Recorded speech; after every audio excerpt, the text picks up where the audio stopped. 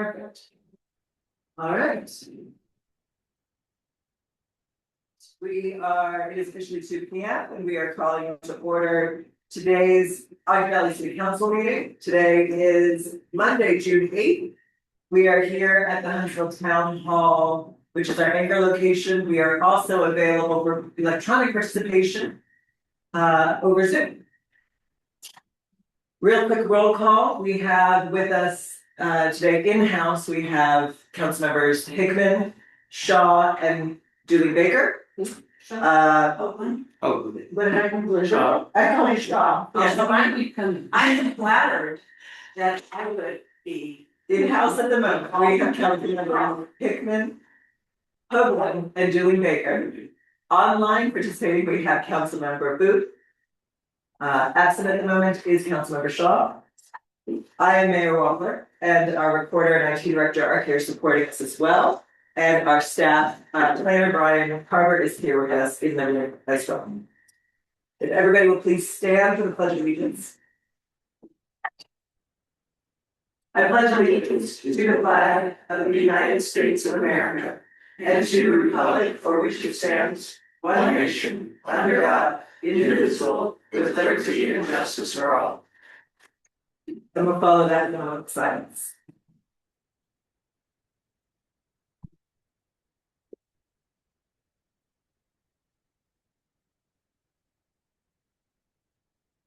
Yeah, thank you. All right. We're going to get started up first, as has been our tradition. The planning update will start our work session. I believe, unless Councilmember Booth online wants to start, we have Brian in-house. Yeah, that's fine. Thanks. Fine, if it's convenient, I want to sit at the table. I mean, that's up to you. I mean, It's whatever. Is that a yes or no? I thought people were fine. Yeah, previously it was requested that staff be on a separate too. It's a work session. Huh? It's a work session, anyway. So, yeah. This is, that's what's happened in other, okay, but we can give him all of our focus. Hi, Mr. Barber, how are you, and would you like to present the planning update? doing well, thank you, Mayor. Yes, so over the weekend, Mayor and Sharon have identified a couple of additional land use chapters that have been reviewed and recommended by the Planning Commission, but have not yet been adopted by the City Council. So those are on the agenda for today. They were not prerequisites for lifting the moratorium on single-family housing and related development, but they are necessary for us to proceed with other forms of development. So it'll be good to get those moving along. I think architectural isn't, but I think some of them are necessary, but we're gonna go through them. Yeah, we'll look at those. Other than that, not much has changed since Friday. Building permit applications are proceeding. And we're starting to line up some new subdivision applications and rezone requests. Probably for first thing next month. May I get some clarification on building permits, Brian? I think it was mentioned last week that, I guess I wanted to know, when did we make the complete switch over to us? Has that happened, or are we still waiting on some projects but not others? So we made a switch to asking applicants to submit their material exclusively in our City Inspect program back on the week of May 25th. And so since then, we've just been reviewing projects in the City Inspect program. Anything that was left in the county systems of either Frontier or OpenGov is either under the Weber County Building Department's responsibility. They will see those applications through until completion, or those have been moved into our system. So how did we determine which is staying, which is going to, are we talking about big projects like Nordic Valley is gonna stay with the county? Yes, For Yeah. how long, to the end of the ILA, yes, and then move to, yes. thanks. Okay, anything else regarding, this is all planning update for Litchfield and Richmond. So, anything else regarding that? Oh, no. thank Did you have a question? Yeah, curious question. As compared to a non-curious. Just there, yeah, curious. I am curious. Yes. I was just thinking that, just think about it, is it necessary to complete a review of all of the land use ordinances to lift the moratorium complete?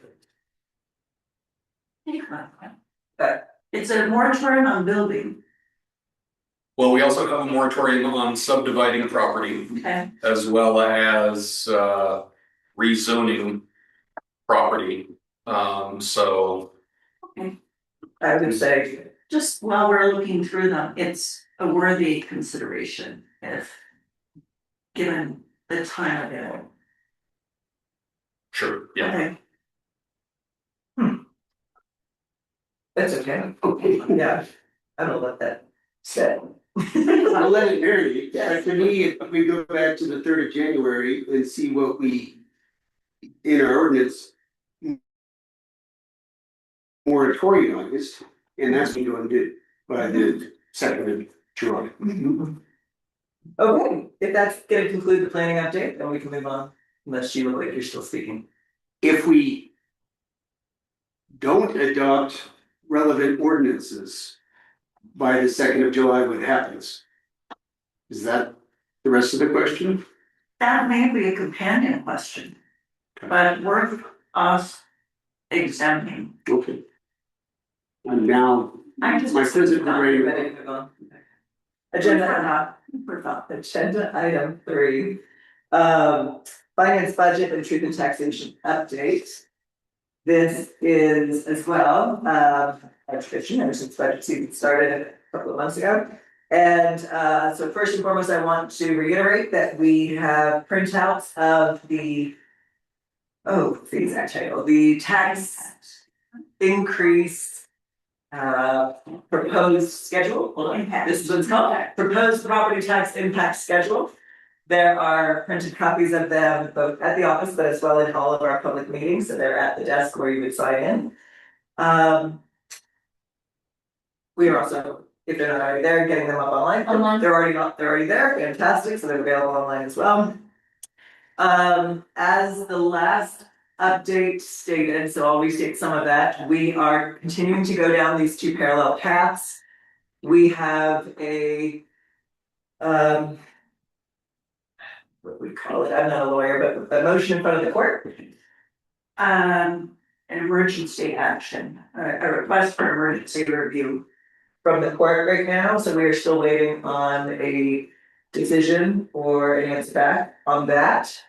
And until we get that, we can just continue to proceed down these 2 parallel pathways. That includes 2 upcoming public hearings that were announced at the end of last week. One is absolutely mandatory for if we are not going through truth and taxation, then by state statute, we would have a public hearing before adopting our final fiscal 27 budget by the end of June. So that public hearing, that is a requirement, is dated for June 16th. We decided in an abundance of caution to go ahead and have another separate public hearing, same date in consecutive times, so that you can stay for one and go together. We will have the public hearing on the truth and taxation interim budget. So we adopted a tentative budget as truth and taxation requires. Then they ask you to adopt an interim budget, and then later on, there'll be a required public hearing and adoption of the final truth and taxation budget. We're going with the abundance of caution and the full transparency and allow the public as much time to look, comment, and have discussion with council as possible by having a public hearing on that interim budget as well. So that is also on June 16th. So those two public hearings have been announced, they are noticed, and I am going to continue speaking about them. And they should be in the Ogden Valley News in the next edition as well. So everybody can be fully up to date on all of that. Anything else with an update right now from my finance team? Anything you think I might have missed? Do you want to recognize what the Huntsman? I was just considering that, yes, it's not final yet, but we did get a message from the mayor and a council member from the town of Huntsville that they are planning to offer us another 6 months of free rent on the maintenance building where we have our city offices right now. Currently, we are scheduled to start very reasonable payment on that next month. But they are looking to pass a resolution to continue that for another 6 months to help us out, which is incredibly generous. So that just came about this week as well. And as that gets finalized, we'll say more about that. Blaine, did you help them reach? I have to go. Okay, I sent a thank picture you. to you guys months ago, but they didn't. Right, so incredibly generous. And our staff here is so kind. So good. Well, we're going to move forward. So anything I might have missed else by the finance budget? I don't think so. We will move forward. Next up was an item with Councilmember Hoagland on an update on vision statement and city name. Okay, the vision statement,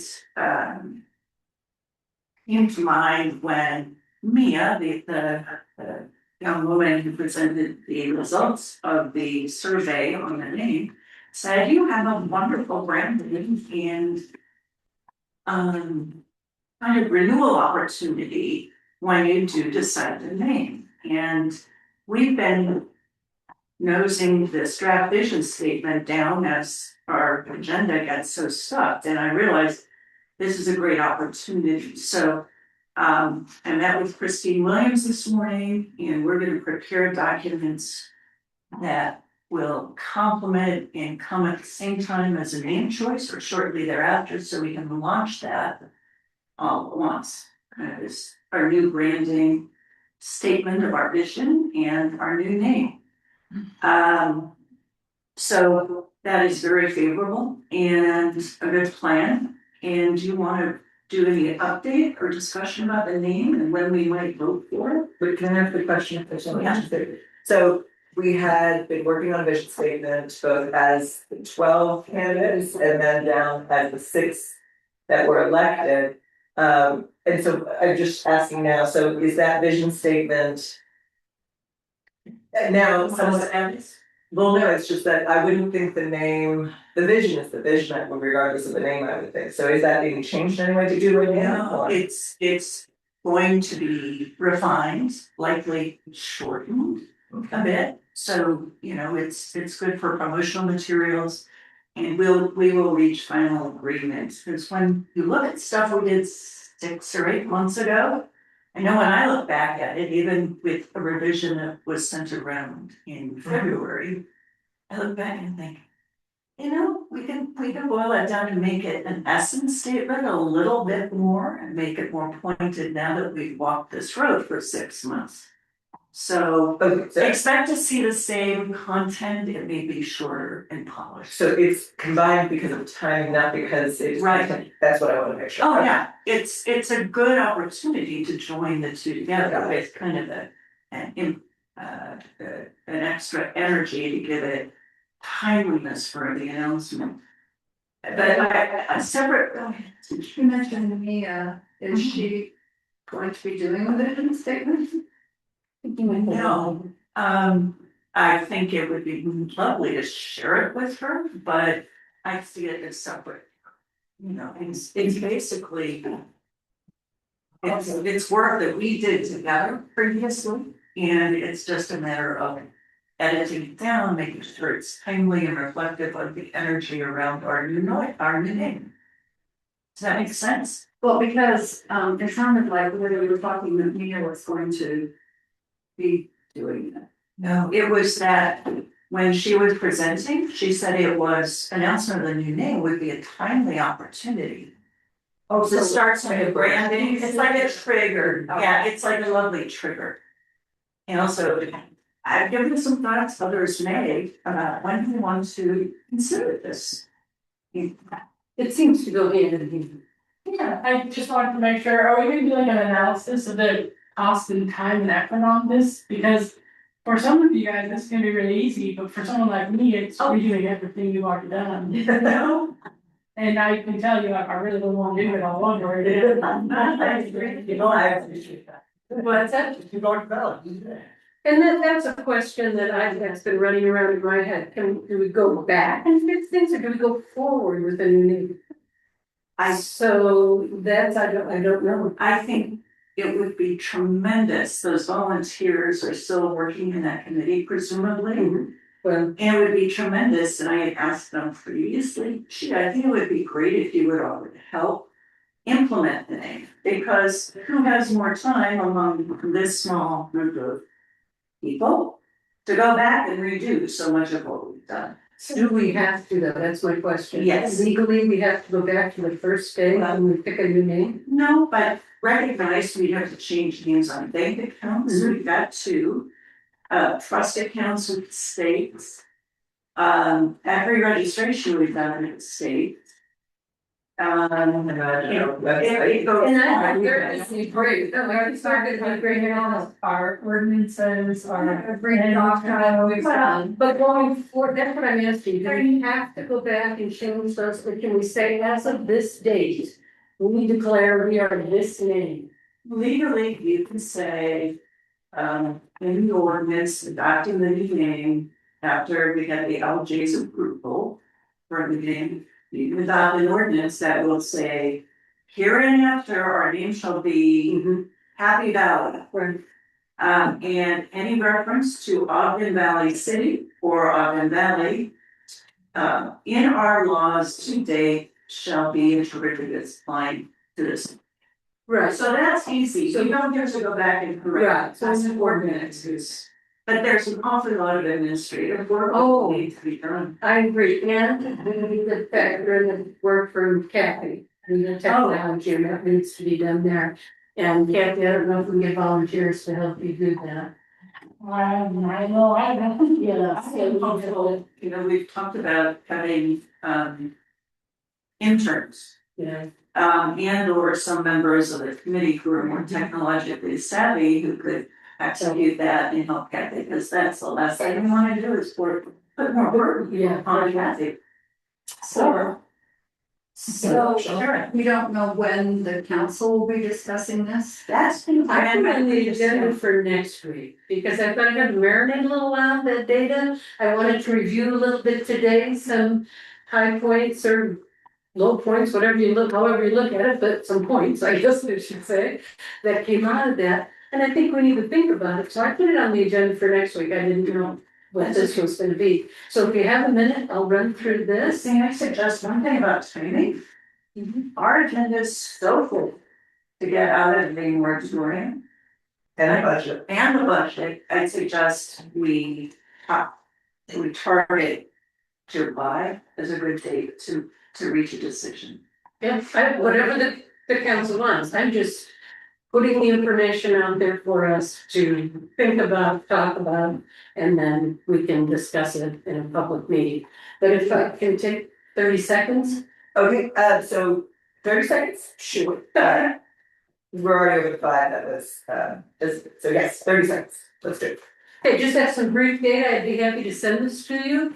Again, the number of respondents for each survey, if you hop down, 83% supported changing the name in the first survey. Head down, those were the options. They weren't put in order of preference, we just put them there, so everyone had a chance. And then this I thought was interesting. 91% of the people that answered were full-time residents. So that was something. Length of community involvement, down it is. 47% have been here more than 20 years who responded. So we got a big chunk of people who've been here a long time. 18% are the lifelong connection folks. So go down a little bit and it was evenly distributed, pretty evenly across the board. But the most important thing was everybody got a chance. Everybody got a mailer to do it on their phone, on their computer, everyone. It was in the paper, so there were ample opportunities. We even had one of the construction guys going, that's about the city name, do this. So it got out there, the word got out there without a cost to the city of a dime.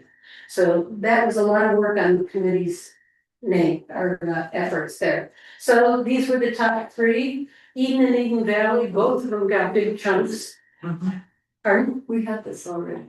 I know, but I don't know, I just wanted to review it real quick, 30 seconds, and I'm done. And I think that was it, and then her recommendations, so. Peggy, cause you sent us some information and the information you sent us, I haven't looked at it yet. Do we each have the numbers for our district? 500 voted in District 5 and this is the way we voted? Did we get that level of No, we information? didn't get that level from me, I emailed her and I had asked her to do that for the presentation, so I don't know if the Qualtrics can do that or if she just hasn't done that yet. Okay. But it's been asked and twice. The last thing I wanna say, if I have a second, is Qualtrics is a big renowned computer program. I mean, this is something that they know, because a lot of people said, well, they gave multiple responses. They filter all that out apparently. I don't know how that works when they crunch the numbers, but this is kind of a state-of-the-art system. So we relied on that and that's the data we got. And I sent the PowerPoint to Don. It is on the website now. All of us? It's on the website. So could you send it to us individually too? Sure, if you wanted it. We know that I thought, Okay, I saw an email. Good. probably right before the presentation I sent it and then I sent it It was out. after. Yeah, it was sent. Okay, thank you. So whenever we want to discuss it or talk about it, I put it on for next week.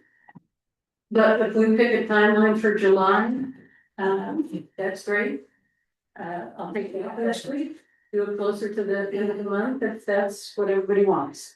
I personally, just because of land use and the budget both have to be done by the end of June, I would say. Plus I think there's already a number of ordinances or resolutions on other topics that come up. Fee schedule updates, stuff like that we have to get done. If this is something that isn't time critical, I would say putting it into July would be best for the time efficiency of the council. That would be my suggestion as well. When you say into July. Well, the first meeting is July, 6th or 7th, something like that. Look that up. So yeah, that'd be my advice. Okay, all right. Excuse me, is there anything you want me to do before then, or is this enough?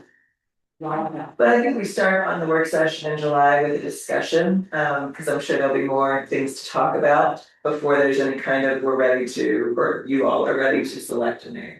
I would imagine there's some discussion. And there may be some follow-up data. Right, so I would start with a discussion,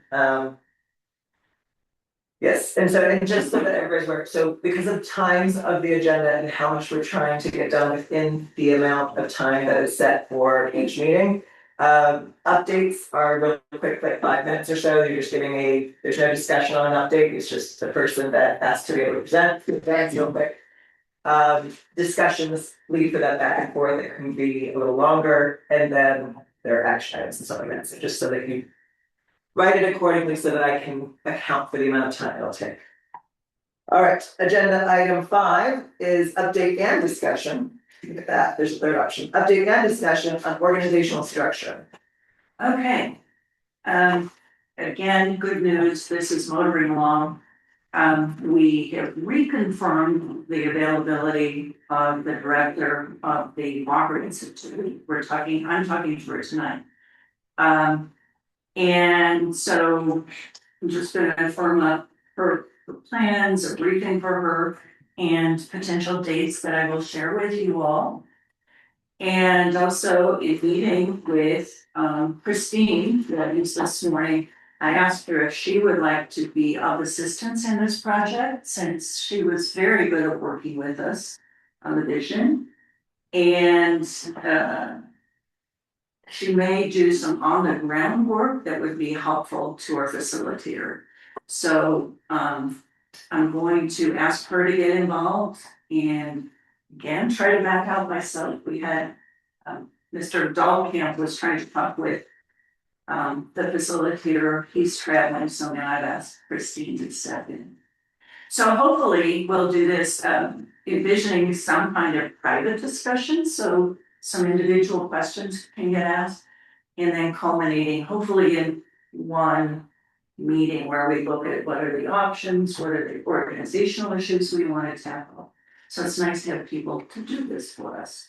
Again, hoping it will be in July by the time we get it on the calendar and get moved on it. Okay. So July is what we're shooting for. I only wonder because we have discussed that some of it is, I mean, it's kind of related in my mind to the budget. You know what is good? By then we will know more finality about what the budget result is. We'll be able to go through truth and taxation, or will we be relegated to our existing levels of funding? And then we can make some informed decisions about the organizational structure. Okay, so rather than having the council decide what they want to do, it'll be what the budget allows and then what's the. We have to decide within budgetary constraints with this feasible. So the times work out very well. Alright, and you'll put that in the July spreadsheet for the agenda. Yeah, absolutely. Perfect. Alright, any other questions regarding organizational structure? Questions, comments? No, I'm not sure what to ask. So that's right. Yeah. Did we agree on a date that we were going to prepare our individual recommendations for the wiring diagram, however you want to present it? We have not yet. I'm deferring that for decision by Christine and the facilitator about when or how they want to get that done. I would encourage people, again, if you've got some ideas, whether it's, you know, a certain part of the organization or an overall diagram. Put it down on paper so, you know, we can talk about it, review it, and these will likely be the grist of what we talk about in our retreats, on our facilitated retreat. So I don't think, yeah, it's gonna be some, yes. What facilitated retreats? This is the meeting, it will be a meeting where we discuss the organizational structure. I don't know that it's a retreat. I Is think it a that sounds public good. meeting? It has to be a public meeting, but I prefer to think of it as our retreat, our organizational retreat. It'll probably be 3 minutes for, I know, that's why I joke that it's fancy. I think it's gonna be in the 3 minutes of public meeting. We'll trade seats. Yeah. We will have, and we will have some snacks. Oh, it is fancy. Yeah. Okay, so to make sure everybody's on the same page, if you all remember, roles and responsibilities as well as organizational structure, excuse me, my tongue was tied, has been on the agenda multiple times. Previous to the budget as well as during budget, and all of that. And this is still that. I think it's now taken on another name of organizational structure because I think maybe roles and responsibilities didn't fully explain the grandeur of what we're talking about, what does our council look like, what does our city look like, and all of that, and so. I view it, It does. I view it, yeah, it's what comes after portfolios, which were designed to be an interim measure. And hopefully we'll be able to get some staff and look at what we've been doing over the last 6 months and where we want to make some adjustments. What should this organization be? It is actually the mature version of roles and responsibilities. We've talked about that, we've sent some legal memos out about, here is the default under the statute about what those roles and responsibilities are. All that legal mumbo jumbo comes down to, we get to decide in a 6-member form of government. The council and the mayor jointly decide what organizational structure we want.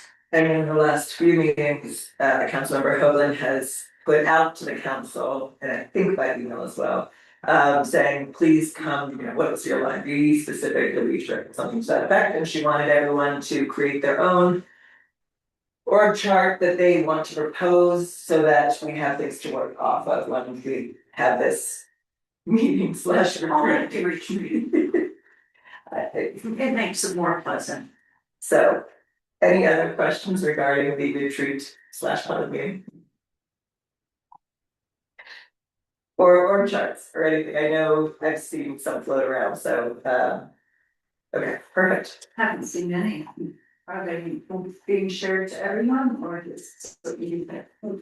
I've not shared mine to anyone except Dawn, because I showed him mine was pretty. I heard She's commented that mine was not pretty.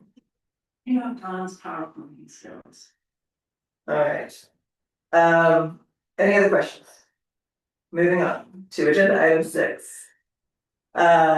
Discussion on building development excavation permit fee revision. We're delaying that until next Monday.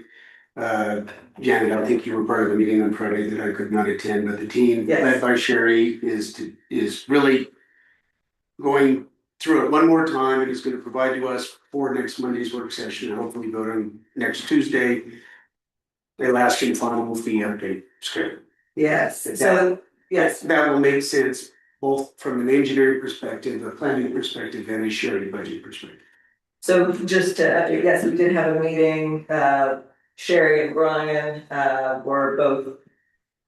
Kind of leading that, and Brian was discussing, this is the item that we had three language issues to get back on, you know, did we pass the actual, no. We tabled the entire thing, but there were 3 items in particular, we needed some decision on language.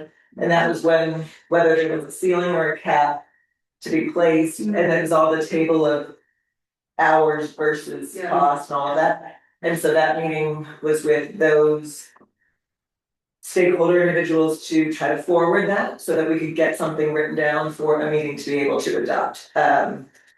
Councilmember Hickman is saying that's going to come back to the next work session, which is next Monday, and then hopefully all set and done for adoption on that Tuesday. Am I representing that correctly? That is my understanding from the team. Okay. So this is the, go ahead, yeah. My question was just on Monday, we're gonna see then what we've seen before, but maybe the numbers won't be crossed out, that'll be. We're gonna see what the team proposes as their recommendation. So I haven't seen what they're gonna propose. But what we saw the other day was crossed out lines with big numbers, $4,000 to do a conditional use versus a task order time-based one. And they met to figure out the right way to do it. They have not come to us with the recommendation for the right way to do it. Whatever they come with, I've told them we need the last and final. Make it obvious and clear, and they will brief why it should be what they're suggesting. And they is J and B. They is Brian, they is Sherry, they is Nate. Oh, it's terrible, yes. They is the experts on the subject. Right, who are doing the time analysis. They are the ones proposing to us what the fee schedule should be. Yes, so hopefully we'll have, the plan is to have that paperwork completed for Monday, this coming Monday, this work session, so we have action on it on Tuesday. That is the point, yes. All right, so number 7, discussion of planning commission recommended land use items. All right, it's 2:30. Okay, here we go. So we did, as Brian mentioned, spent a lot of time this weekend going through all of the minutes and agendas to make sure that we didn't have anything fall through the cracks, and I did find a few items that had fallen from the cracks. So they've been added in to this, and the architectural landscape screening design standards. So both have been through public hearing and forwarded by the planning commission. I confirmed with the planning commission. And but they never came into our agendas, and so therefore they are added for us to review along with the others. I think we did do 108 we reviewed parts of it. I think maybe you're confused because you attended all the public hearings and all of that. No, I remember discussions about what plans we should be requiring. in We did commercial design zone. standards, is that? Design standards is a different, yeah. Okay, There's a design standards chapter, and then there's the architectural landscape screening. did everybody read that, the architectural one? I mean, for tonight, for today, you mean? Yeah. I can. It was in a different folder, which is why I read it later. So it was, Our recorder's telling us it wasn't even in our folder. it was in, well, it was in a subfolder. So there's the folder you've been using was called, it's like items for council members to review, something like that. Yeah. And this was in a subfolder underneath that called old copies. But there was not a version in the main folder for your review. Actually, it's gonna look familiar, so press on. I'm not sure. That's fine. Because some of these others, wasn't sure, we've seen in other zones. You've also participated in the transition, team, so you've seen all of these books as well.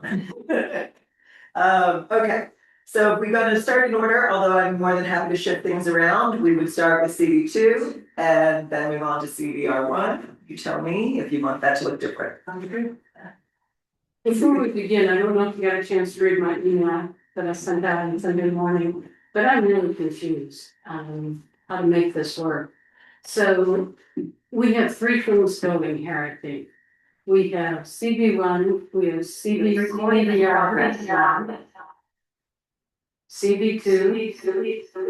Oops, I'm sorry. Mr. Carver, please, mute your computer.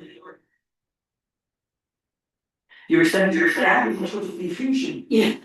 Oh, this is how I felt. And then we have the valley zones, the village zones that we wanna do. And I really think we need to be thoughtful about what we want where.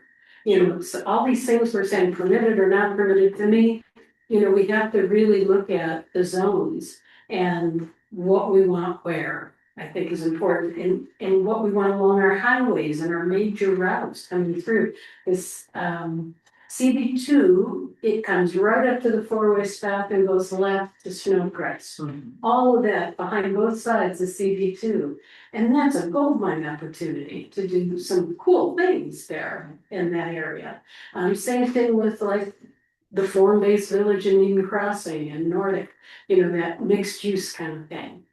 So these two are so similar to me. What is our? So do you know the history of them? So there was a CV1.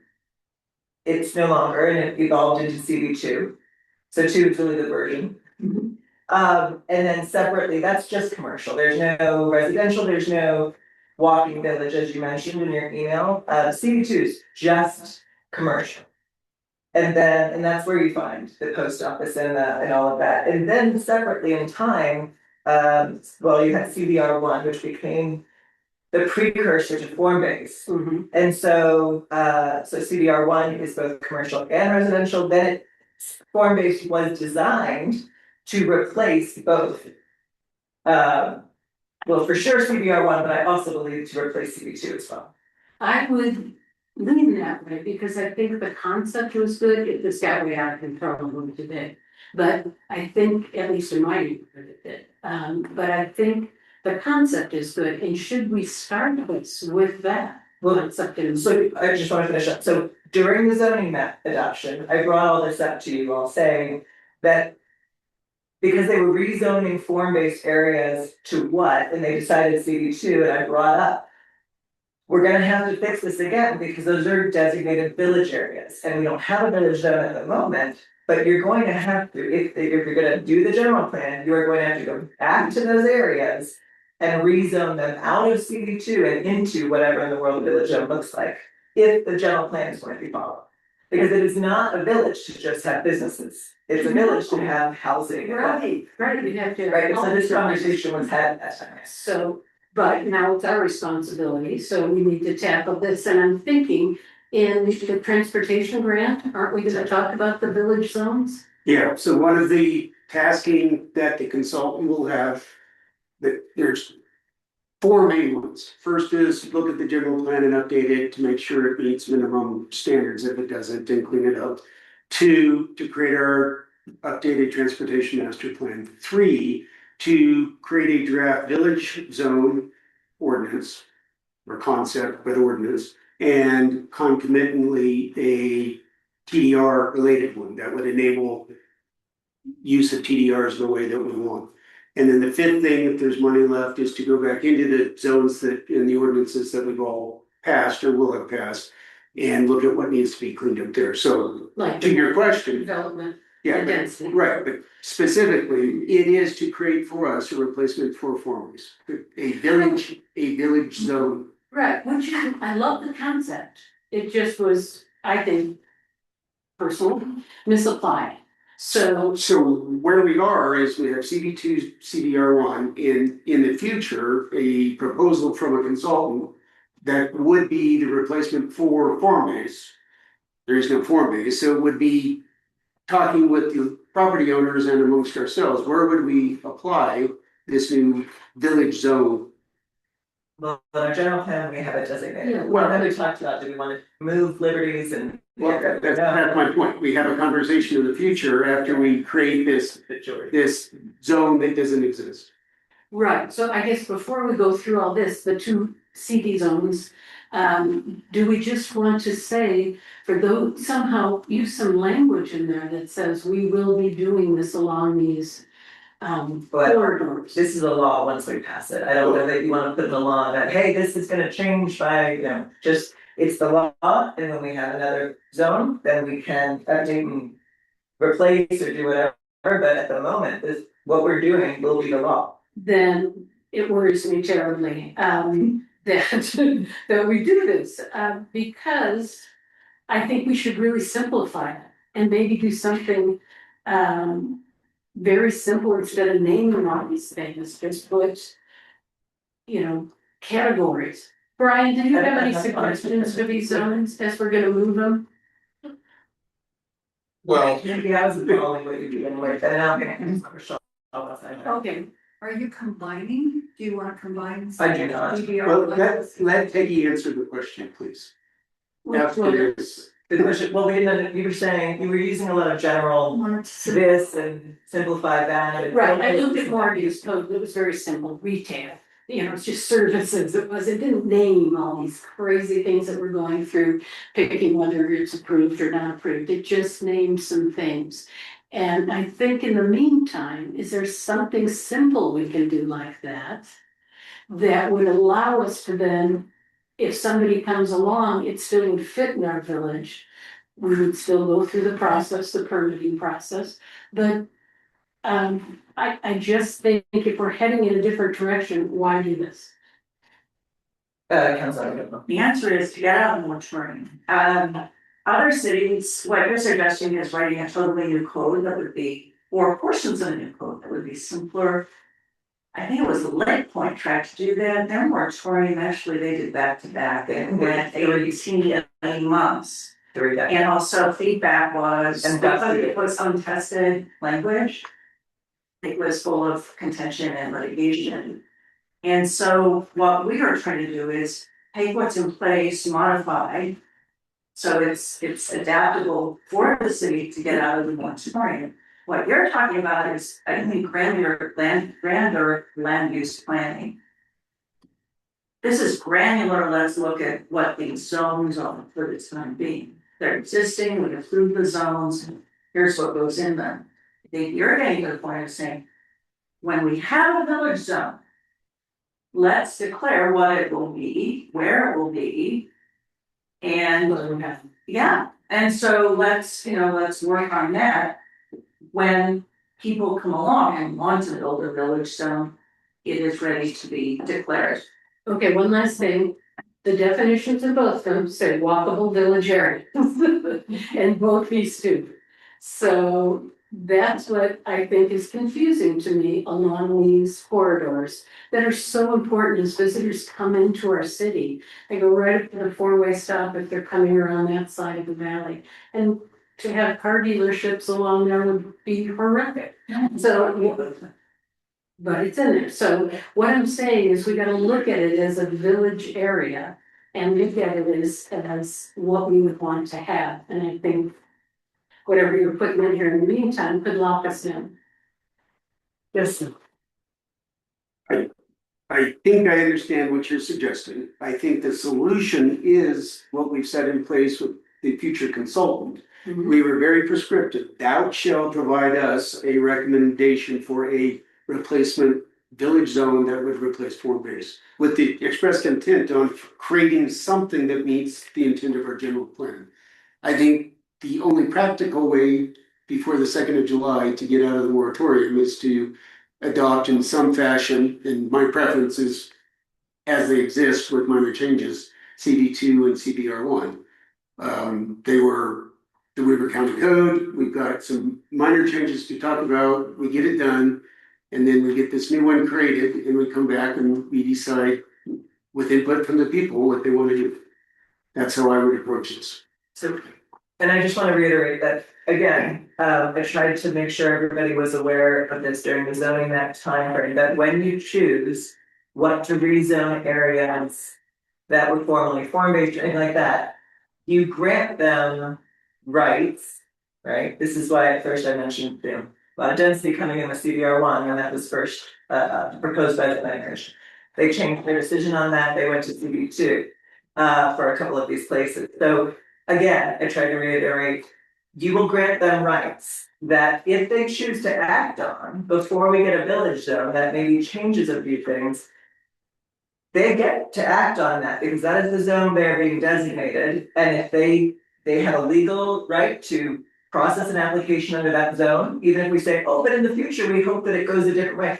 They have the legal right at that time to process an application, and they will be a non-conforming use if and when that zone gets changed. But that if they wanted to have, excuse me, I don't believe anyone, and I'm sorry to use an inflammatory thing, I don't believe anyone's talking about a car dealership, but let's use that. If it were allowed in CB2, and until we adopt a different zone, unless we take it out of this, they have a legal right to apply for that ability.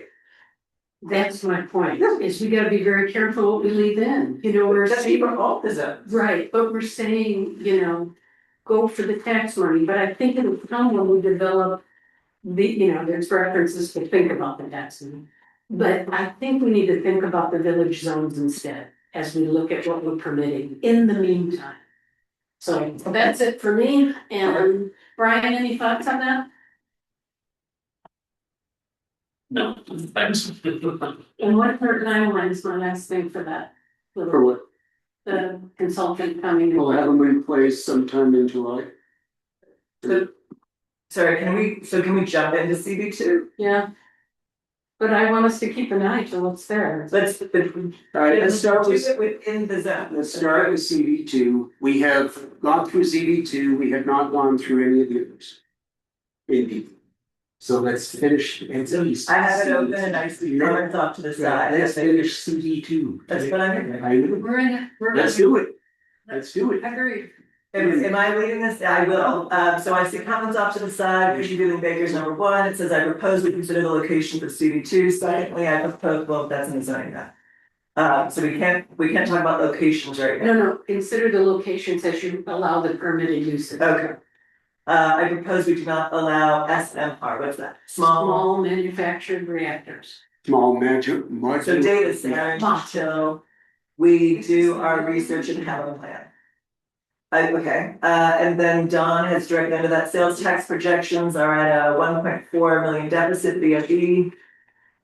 The LRB study, we need to be very careful and deliberate with our tax-based economic development and our decisions to allow or not business activities because we don't quote like it is not an okay reason. The Hickman test. You don't need to read all that, we're looking at it up here. Perfect. We can all read it on Where we, anyone want to start with this? Brian's got it up here. Where we There's a whole bunch of stuff that was cut out. Jan, can we look at the purpose? Yes. Yes. There's very little left. The purpose of CB2 is to provide a broad range of commercial services and goods. These areas are intended to be. Oh, look, it's new to say a designated walkable village center. That's a new. Well, they had village, they just put designated walkable areas. Well, but walkable is, I think, your It was not walkable in the. before, but it's something that Councilmember Julie Baker's brought up, and that's why I'm saying. Who made that edit in purple, Brian? It was, and it'll be. Yeah, okay, thanks. All right, village centers along the highway. Usually you don't have walkable villages.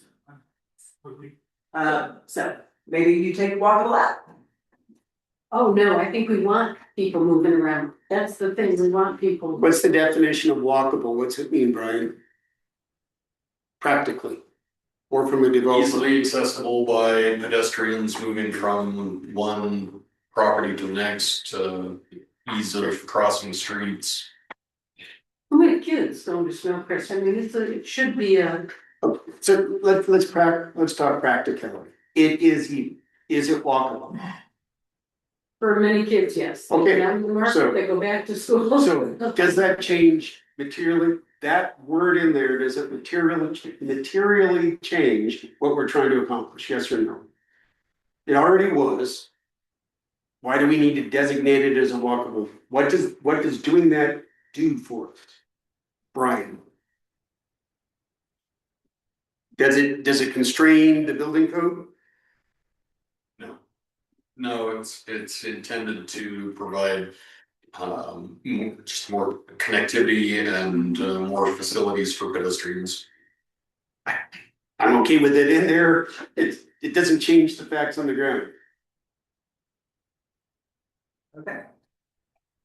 Yeah, moving on. Yeah. Section The choice of words strung out, sprawling, isn't it the same? And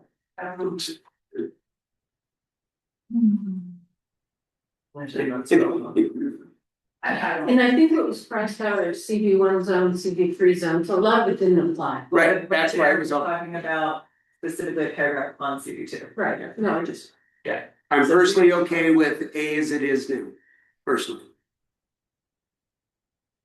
And I would agree too, there are word choices, but they don't make a difference. To me, they don't make a difference. Exactly.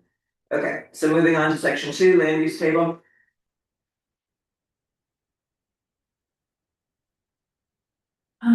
We switched some The conditional. Amazon space stations. John had a. Well, they went from conditional to what? Permitted, Oh, they did permit it? yes. Oh, well, define it, let it be permitted, I don't care. Yes. They're never gonna be here, but that's okay. Amusement enterprises. Yeah. Why no? what are they? What are they? No. And recall, We do there was a have, copy paste from Weaver County. How about a bowling alley? I will say that we do have somebody in the commercial zone that just got a business license to do a climbing gym and all that. Is that an amusement enterprise? Why would it say so? I don't know, we have to look at the definition. Is there one? Got somebody online doing that for Yeah, you. Brian's doing it right now. If We don't want any carnies, I'm just, no. there's an amusement park, that's not an, But this wasn't. Right, it's not a change, but I will say we do have, It's a pinball thing and a, you know, I think kids would love that. and a. it is not, It's a- I'm just gonna say, there's a group right now that is looking at doing an amusement type enterprise with mini bowling and family game activities in the Eden area, so, Oh, they're bringing up downtown. yes. You're The describing. dog, the skinny dog. No, you're just, That- I have it in Syracuse, they just. put Correct, one- we've got one in Logan, there's one in Park City, they're becoming That's a these big family thing. oriented amusement type gathering places, so. Well, I That say language until might the hurt. village, we keep the no and move on. And that'll be in July, it's not like it's 2 years from now. Brian, can you stay at it, please? Did we ever figure out what the, We did, it's not defined in definition. okay, Amusement park is defined in definition. all right, so amusement enterprises. So consensus is what? No. Leave it. Yeah, Leave it as no? No. Permitted, fine. Go. So they say yes to hospitals, animal hospitals versus conditional. I'm okay with that. Did you have a comment? Athletic sporting goods. Now they cut out all of these type retail things and made them into one new one, right, Brian, or not? Mhm. Okay, So auction establishment turned into a no. automobile repair into a no because they created a new category Yeah. down. So they just struck the whole thing and Yes. made it something else. Yeah. Awning sales and service became prohibited. Yeah, I We don't- need awning out here. Bed and breakfast hotel is permitted. This is in the commercial zone. Yes, Brian, are you gonna say something like that? Just that they were trying to remove conditions in general Oh. and Yeah. either permit them or deny them. Can I ask a question? Because we have bed and breakfast in, and then I remember there also being some other bed and breakfast. But now there's a bed and breakfast hotel, which I feel like is maybe a third option. What is the difference between it? Size, a bed and breakfast, a bed and breakfast residence is up to 3. That's it, residence and It's in our definitions. Right. It's like 11. I'm just saying, so the hotel is a third version, and my memory of bed and breakfast was the owner must be on site. So now this is a hotel where the owner also must be on site, is that correct? So we have dwelling in and hotel, and it's just the number of rooms that they have, is that what Yes, changes them? It just seems odd to me that this is CV2, which doesn't allow residential, but the owner must be on site. This is, so it seems like bed and breakfast to me is a residence that allows for people to have room and board. How is this not in a non-residential zone? That's my only, like a hotel I get, because no one lives necessarily at the hotel, the workers go home at some point, but a bed and breakfast, the owner lives on site. So how does that work here? that's a good point. My guess is well, I think as the planning commission just missed that detail, And my thinking connecting those is, two uses. yeah, if it's a walkable village, we wanted to do more mixed use. That's CVR1. I know, but that's my conflict of these two zones. CVR1 and so it's just. It was a conditional use under Weaver County. For the hotel? Yes, For the hotel. yes, The others were permitted. permitted, yes. Definition of a hotel, bed and breakfast hotel means an owner or host occupied building, to answer your question. Occupied, which implies you live there. So yes, there's a, But this doesn't, okay, CV2 doesn't have residential, but okay. like does in this case, if we make it permitted. Yeah, Means that you get to live in a room in your bed and breakfast hotel. In fact, you're mandated. Mhm. so why did we Must be. change it from conditional to permitted? I think because they're trying to get rid of conditional, but I would go back in any of these bed and breakfasts, if we're not allowing residential in commercial, in CV2 specifically, I would change them to no, because they imply someone lives there. That's just my advice, you guys are the voting members, We have bed and breakfast in. in residential zones. So this was an issue in Weaver County that wasn't addressed because these were allowed in Weaver County and there was And no, nobody applied to them. but the default happened, would have happened in Weaver County. This was straight out copy paste from the applicant. So the problem existed prior to us Right, considering. and I'm just saying, if it doesn't make sense, this is our time to make it make sense. I don't know, the obvious place for bed and breakfast to me is in CB2. Yeah, and that's where we're going with mixed use, so I say leave it for now and we'll deal with it in July. When we look at the zone. Would it be conditional though, if it's commercial only and we have people, that's their residence, that be considered conditional? The definition for the bed and breakfast we had before where somebody has to live on site, so it's not conditional that they live on site, it's mandatory. Our definition in all three cases says means an owner occupied dwelling. Or host occupied building, so there's a there's a default, it doesn't work exactly, I'm personally okay with keeping it as is, recognizing that in this case, we're allowing somebody to live in CB. And that would be the only case. Well, who knows? How does that work tax wise? This just came to my head. So a building is commercial, it pays 100% tax, but if someone lives there year round, they get the discount of 45% primary residence. How does this work? I don't know, ask him. Ask our tax guy, he's not our I tax. know, that's what I'm wondering. So The reason I would default to this is because we have 1 hour and 1 minute, so this is the fourth time we've done this one. It was what Weaver County had. I'm okay doing it just to get through this one. as I said before, we got a 1, we got a 2, if 3 are good with it, we move on. Okay, I got it, sorry. So that's permitted. We homes, guys. Billiards parlor goes to a yes. We've got trouble, my friends. Well, Right, I mean, we didn't, what is beer sales service including watercraft, this one, no. So, we talked about this before. I thought, when we talked about Did you say beer or boat? Sales. beer sales and service, including watercraft rental. Yeah. It's supposed to be. Boat, not beer. It's crossed out. I know there's a T in it, I don't know why. So the boat one is what we talked about last time, and then we agreed in principle to allow boutique. Yes, that's why I'm wondering why it's in no. Because they created one down Down below, below. got it. It's under general motor vehicle services and Got stuff. Okay, I think a cabaret should be allowed. There's no definition for it in our definitions, and it says a nightclub restaurant with entertainment while the audience eats and drinks. I think that'd be fun. I think that is. We had cabaret and night court in the definition separately, but they both referred to, it was a circular reference. And so the planning commission removed cabaret, the activities covered under nightclub. Okay, let's call it nightclub or something. So nightclub. There is a nightclub down below that's approved.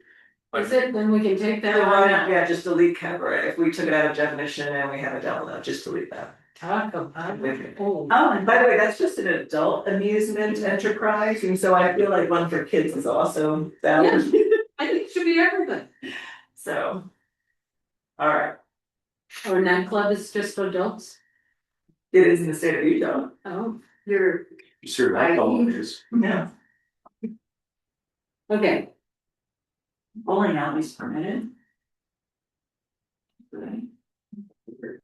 Cafe, did we go back? No, I just, dance hall is permitted, wonderful. That would be fun. It's a gathering place. Okay, so we're in. Department stores are B's, new. or are we? We're in C. He's down past car wash. He stopped it. What did we end up with car wash last time? Didn't we say car wash in general? Yes, I thought we did. I thought we did. It's permitted. Is it permitted now? Yeah. It's a car wash. Yes, Here we go. Okay, good. I went down to D. We're allowing Christmas sales. Keep going. I don't know what communication equipment building is. It's what I use my CD, Sorry, it's what I use my CD2 for. It's, what is it? Okay. Like, it's all the servers and stuff you use to run, like, for me, an internet service provider, it's all in my garage, it's communication equipment.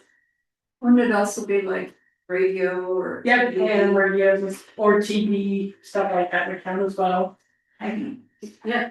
what about data processing services? Why? That That name name talks talks about about that. I No, know. I think you guys already said a no for something Yeah, about yeah. data processing last week. we did. Well, this is permitted, right? Make it known. Wait, where's that? What is, I don't see it. It's down a little farther. Under dance hall. Communication equipment building, then if it's just for, yeah, if it's just for service. Take out data processing. Is that like a data center? It's like from. Well, but isn't there a difference between service and supply to production?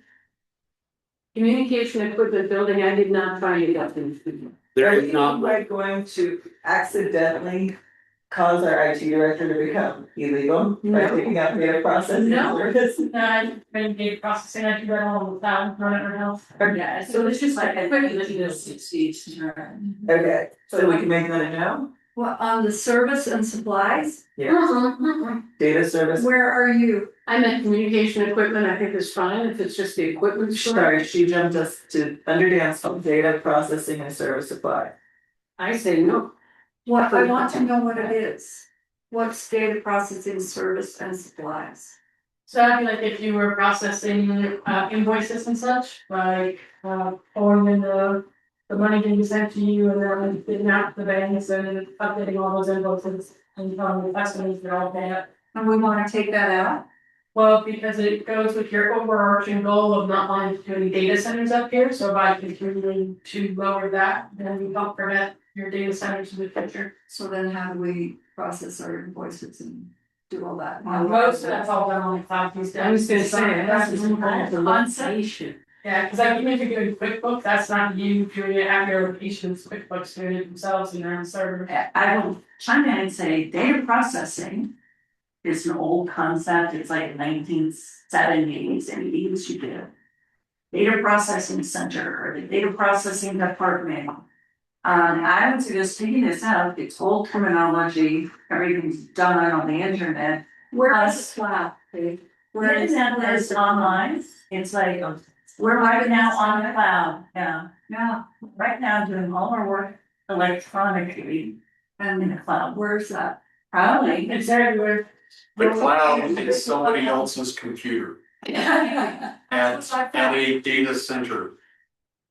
Amazon Web Services is the cloud, and they provide a lot of cloud services, but Amazon Web Services operates centers of computers that provide the storage and correlation of all of that data that people use when they're logged in. And I call this out for petty because it's the old fashioned version of, what is it, the data? Centers. So it is an anachronism, it's outdated, plus we don't want to open the door to a data center in our CB2 zone. At least until we have a plan. Okay. Research it, and have a plan. But so do we have an answer so that we I can, say take it out. I know. that's 2, Take it out. that's 3. Turn that into an N, please. Department stores and plan, it was permitted, but we're covered, I believe, under the clothing boutique, that's above, so I'm behind that.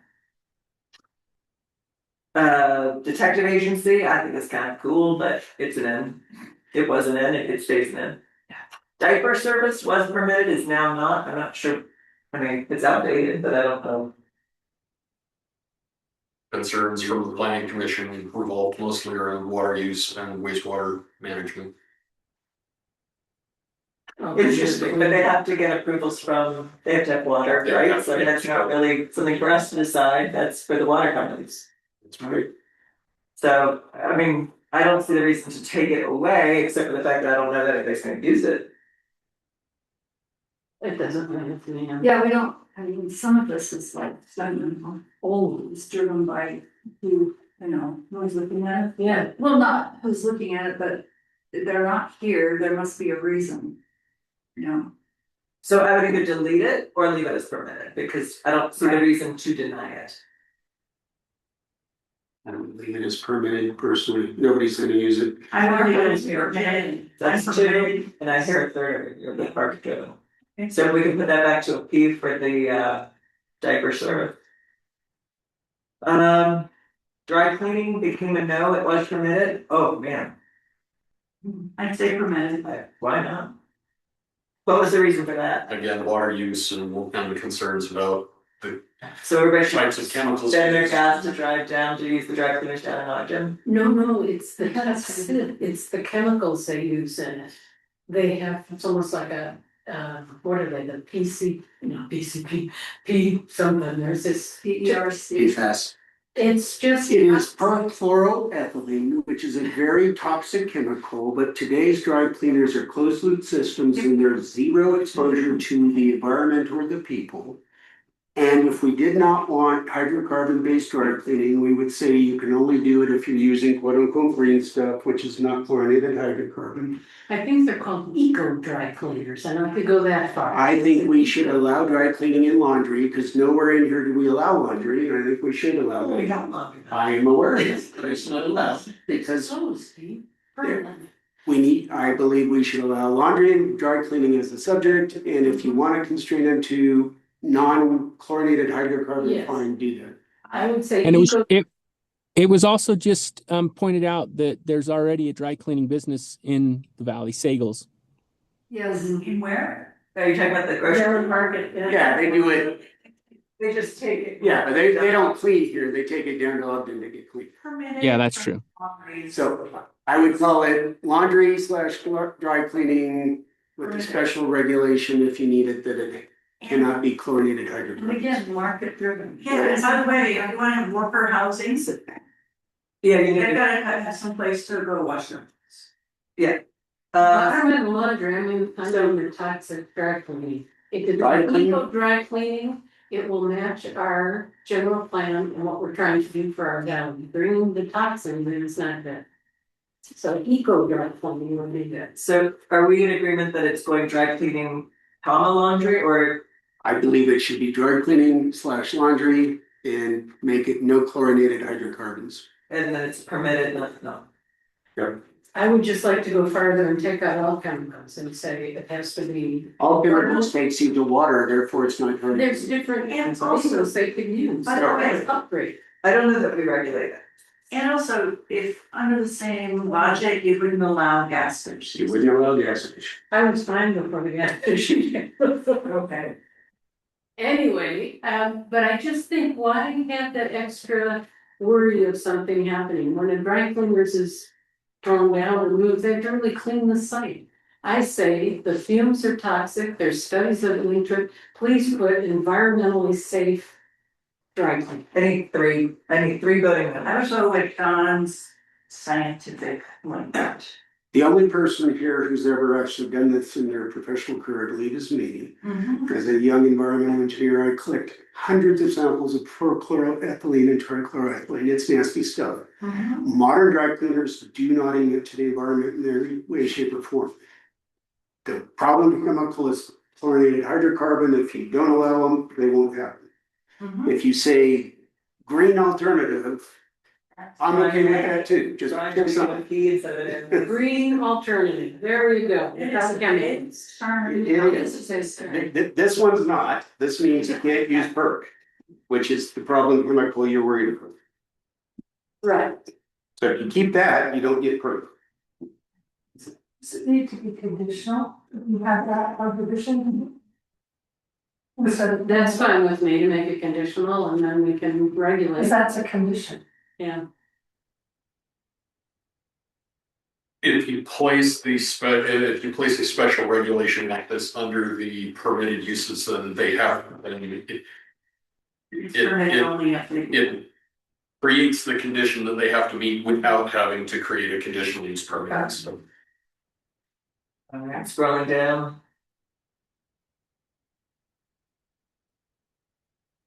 See, we had questions about, For apparel sale. What? that's right, that was, okay, for apparel sales, storage and repair. Why? So what- Why? There was not really a lot of discussion, somebody said take it out of the planning commission and. I would appreciate that to be permitted, because I have heard a couple for codes for storage. And I think it gets to be, again, value judgment. I agree, I don't see any reason behind it. It's market driven. You're changing something that used to be right, just leave it in. That's what I say. Number three, Two that's votes. three. Yeah, three. Disagree, okay. Leave it the way it is. I see a big blue line that says conditional, general vehicle service repair, including automobile, boats, snowmobiles.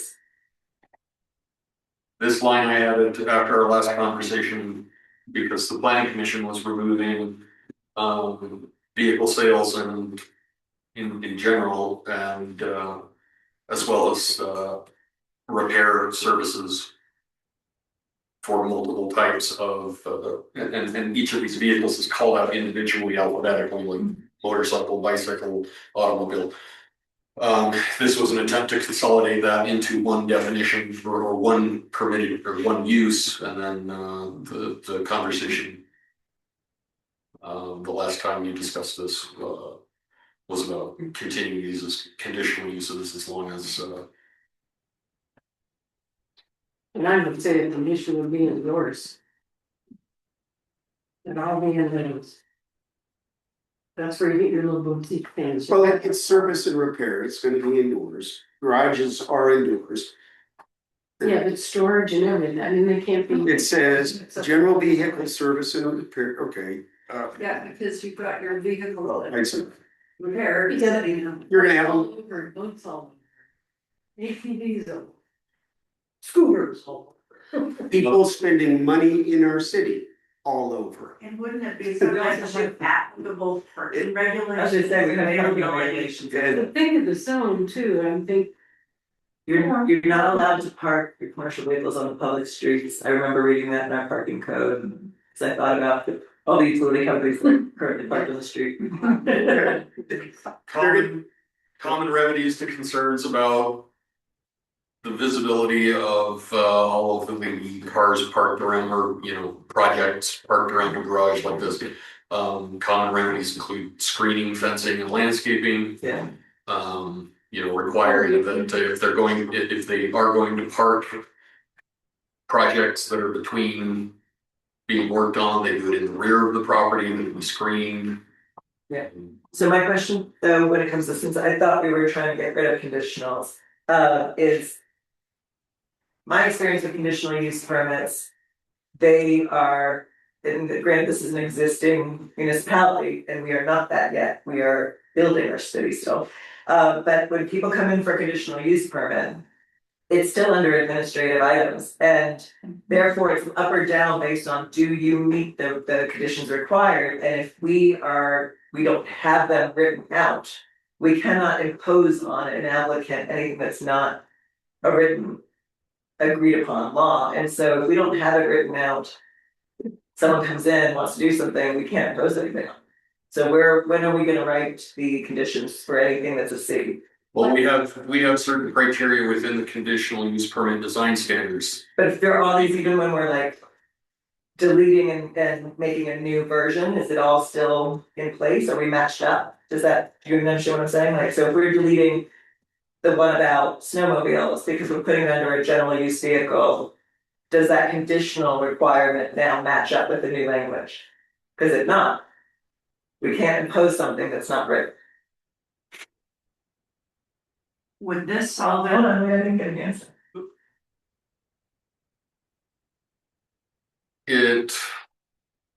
So the specific conditions for a conditional use permit do not always need to be written out. However, they must address particular concerns that are detailed in the conditional use permit standards that we have, such as health, safety, traffic circulation, things like that. I can't think of all of them off the top of my head, but the conditions themselves do not have to be explicitly written out in order to enforce them, but they have to have a rational nexus, a connection to one of the issues that the conditions are intended to mitigate. Okay, I think it follows. I think like, and I remember our conditional use that we've already adopted. It would talk about, I know we all talked about various nuisance things. And things like that. Do you have a question? That's not what.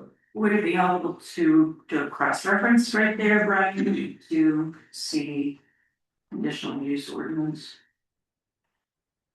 But I think we're gonna need to do that in the end anyway, because if there are any other Cs in any of these zones, we need to make sure that they are addressed in the conditional use code that we have in fact adopted, yes. so what if it were permitted and then you listed conditions on the side, like Brian was talking about? That's what we've done in some of these cases where in order for it to come in, it has to meet those standards. Yeah. So it's not really conditional, it's permitted if you meet this. Right, so you put permitted and then list those on the side like we've done before. Anyone else in line with We do that? I think there are more restrictions that might apply to this kind of use. Also, I'm going back to the notes. Weren't we talking about this being a boutique, like specialty shop? We were doing for shops, this is service. This is service. Service. But yes, for boutique shop, we did. No, boutique shop, We talked about sales separately from service. okay. There is an existing one of these. Yes. Yeah.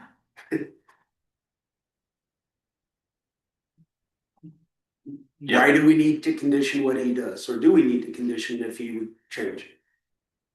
My car gets parked in the back when he works on And that was something that came up in front of our planning commission back when we were unincorporated. Because there used to be cars all up and down the street on the street side of that side street. And then it came and it was discussed that he needed to be able to park them out back and stuff like that. And that's my memory of how it went down. I'm sure I didn't get that fully correct, but. As I say, you do that after the fact of permitting, you can go back and. Well, because you permit based off of meeting criteria for conditional use. And then if it turns out, because people change how they operate. If all of a sudden they agree to do a certain thing and then they start doing something else. The way the county worked with their code enforcement, it was done on a complaint basis, not as a proactive basis. So if enough people complained to say, look, they're parking all over the place, then code enforcement comes out and then it comes back to the board to say they are or are not meeting the conditions of their permit. And if you're not, you either mitigate that or you can lose your permit.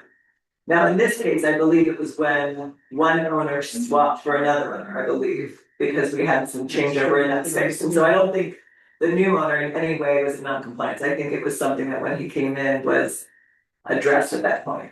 Because an old owner was doing something, I think. Not to be quoted on that. In conditional use, there are standards regarding buffering, screening, fencing, landscape features. Which I think would address the factors we're concerned about. Okay. So those could be applied administratively through a conditional use permit application, or we could prescribe remedies in that make it a permitted use with certain special regulations that must be met in the ordinance. I'm satisfied with the general descriptions of conditional use in that ordinance that would apply to this. Anyone else in favor? Like what, which one? The conditional, the cars? Yeah. I'm fine. I'm fine. I'm not a voting member, that's fine. Oh. Okay. Yeah, I'm fine with it. They're sharing. Yeah, I mean, if you're trying to get rid of conditional and you made it permitted and put the things there, then you don't have conditional, but I'm fine with it being conditional. It's addressing the concerns. I'm moving down and I'm seeing miniature golf, we moved to permitted and I'm just going back to that amusement enterprise or whatever. Amusement enterprise would include, well. The definition of amusement enterprise is looking it up, not in the ordinances. It's often like an amusement park or connotation. I thought amusement park was a separate line. it is. And it's not allowed. Mhm. Going down, yeah, so I'm in the M's. Did we move past the auto service and repair? Are we past that? We are, We are, okay. we're in the M's. I see another C that's been left, and that's for what has now been changed to motor vehicle assembly and sales boutique custom limit number of vehicles on site. Yeah, that was my note on how to address those. If you want to accommodate for custom vehicle manufacturing or building. Wasn't any, well, I guess it was, We talked about addressing it as a boutique. yeah, boutique for sales, for people that do custom. Yeah. I think the easiest way to limit them in terms of, or to regulate them in terms of managing projects spilling out into publicly visible areas or on the streets or things like that is just, we're capping the number of projects that the shop can have going at any one time.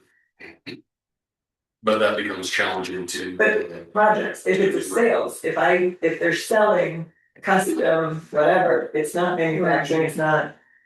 They're not projects, they're just sales.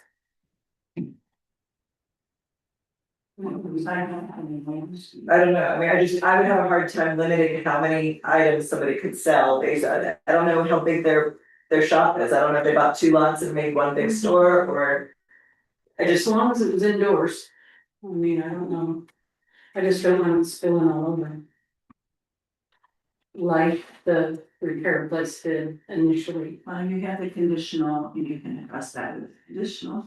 So do you want it to stay conditional is the question? That's fine. Councilmember Dooley Baker also had concerns about the size, how do we, That's or What Councilmember does it- Shaw had the same question, how do we keep it from becoming a She didn't want a car lot. That large is what I- lot? specifically a car lot, but we were talking about a boutique indoor custom. If we're gonna become the recreational go-to place, do we wanna have the high-end, mountain bike or custom skidoo or whatever in the world somebody decides to do? Yes, ma'am, Councilmember Shaw. He's erasing words. If it was just a motor vehicle assembly and sales. Would that open it up to? Or building a plant out here to assemble Yeah, manufacturing. cars. It needs some Yes, sir. some language. Do you have a separate one down there for skidoos and things like that and snow machines? Or is this the only boutique motorized thing sale in the code, Brian? Because my recollection was to create something that allowed boutique sales of Rec vehicles. things, Recreational, skidoos or fancy cars or whatever. recreational vehicles and boat storage indoor only. It wasn't for storage, it was for sale that we were talking about, and I Right, so we believe, did- I agree with you, so So- recreational vehicles. Snowmobile and ATV sales was a separate line. Did you create another one that encompassed all of them like we talked about last time? Or was this? I believe that this was it with motor vehicle. Okay. So motor vehicle generally doesn't mean a skidoo. That's true. Should we just change it to And add water on it.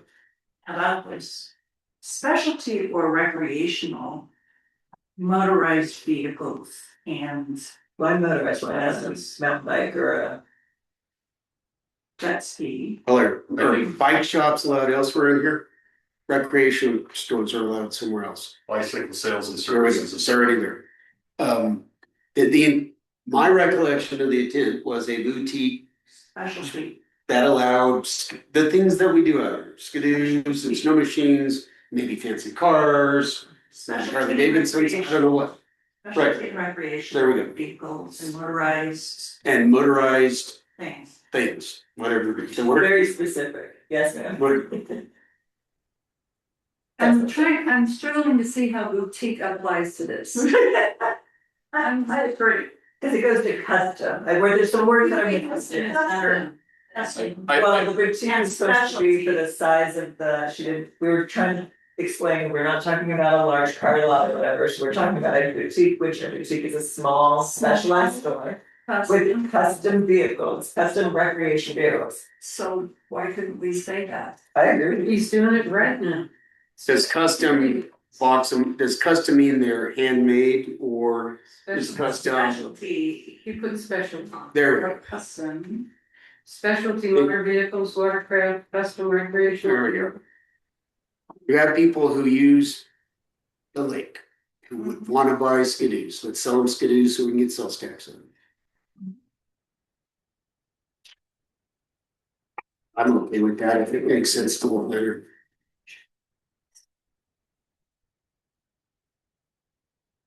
Indoor only, there you Nightclub or social club went to conditional.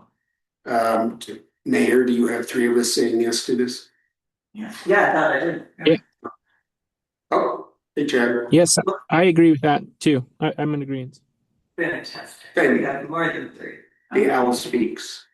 Chad the owl. We're calling you Chad the owl, Chad. So my I'll be next back. question. Yeah, I think it was just so conditions with noise and. We had a noise ordinance in our community code. Where are we in the I'm document? not up there, sorry. Oh, sorry, we're not there yet. Yes, ma'am. We can't have a notion store or a novelty store? Not Yeah. notions or the mealworks and There's a mealworks That's store. past the nightclub. So Well, needlework embroidery needlework is is not above that permitted under Well, Weaver but- County. Needlework is permitted in this code, I'm looking at it. but what if you need the tools to do the needlework? Or sewing machine, those are notions, these are old languages. It's like Just thunders. permit it. We can do this, Yeah, just permit it. it's not always stored, it's up above. Needlework, embroidery, and it's will have all their notions. It says novelty store, permitted. That's ridiculous. I think we need 2 more for a novelty store. Who wants a novelty? What? Well, who remembers the fun shop down on Washington Boulevard? Anyone in native here? No? Is it? Oh, it's cards, it's novelties, it's games, it's candy. Why would they not allow novelties in Weaver County? That makes no sense. Yeah. That's the First Amendment thing in the. I've got 1, do we have 2 more? Did we just skip over nightclub? No, we did. Oh, We did, You're right. we did. It's different. Yes, we did. Okay, but can we get 2 more on this novelty and notion? Yes, I'm for novelties. That's and 1, notions. we need 1 more. One more for, I'm for it also based off of the definition of what we were talking about, the broader Yeah. definition of what I think we think of a novelty store. novelty or now P's, can we go right back up above it to the nightclub and social club, why is it a C and not a P? It wasn't in. Right, but we're trying to get rid of the conditional, so why is it a C? Any idea, Brian? I don't remember. If it's a C, Just think it's noise and. But here's the thing, we're talking about a commercial zone, people don't live in commercial zones, and therefore. except in bed and breakfasts, Well, which is why you should take that. but we're not going to. We also have right now, people moving out of neighborhoods nearby because it's the Saturday Saloon, because the noise is so loud. I hear that a lot. A lady moved into my neighborhood to get away from that noise. So it's a noise issue. We have a noise ordinance. We have a noise ordinance that would apply to this. But that's law enforcement's a different issue. It will get enforced All I'm by saying you, is that by Brianne. conditional uses are having a club because of the high activity and the late hours and that's all. It should have just some kind of conditions. So what are the conditions, Penny? Because the planning commission did not provide us. Yeah, I think we would go back to make sure that there was. With all the buffers, hedges, whatever we need to cut the noise. Make sure there's enough parking, just all the conditions that are in the conditional use. Which they're there already. Yeah. So you go to the conditions and you're, right? Okay. So I'm okay with it. that's 2, I'm I just think saying. it works, looking at the conditional use provision, it does work. that's 3. That's 3. Next. Fantastic. Strong man. Councilmember Hoagland had a comment about ornamental annual sales and repair. What was it? Why prohibit prohibit? ornamental iron cells? I would agree with my colleague's question and That's 2. Anybody else want to permit this? It was conditional, it went to no. It's It pretty. seems more manufactured. ornamental. It could be more Sale, it cultural. says sales and repair, we have artists that work with metal, we have. The blacksmith shop is a good comment. Yeah. So, but we've got What- 2 voting for a turn What- to. what- Sorry, does Brian remember what the reason was for having it be a no? The planning commission felt that it was more a manufacturing area use. But it's ornamental sales and repairs. There you go. Having bought ornamental one. I'm gonna keep it. I've got 2 for P, that you're one of the 2. Anybody else? If not, is it true to say I have 3, well, do we have 3 for an N? Are you, Yeah, I think it belongs in Peggy's an manufacturing. N, Councilmember Booth, are you an N or a P? I'm not quite decided yet. Are we looking something up there? I will give you a pitch, this is repair, not manufacture. That's my point, sale Yeah. and repair, not manufacturing. It's ornamental. Yeah. Iron Yeah. sales or repair, not manufacturing. Yeah, so I agree. Agree with what, N or P? P. Okay, that's 30.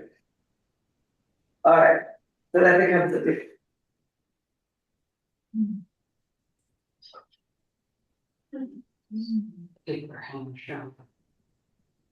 Pest control went from permitted to non-permitted.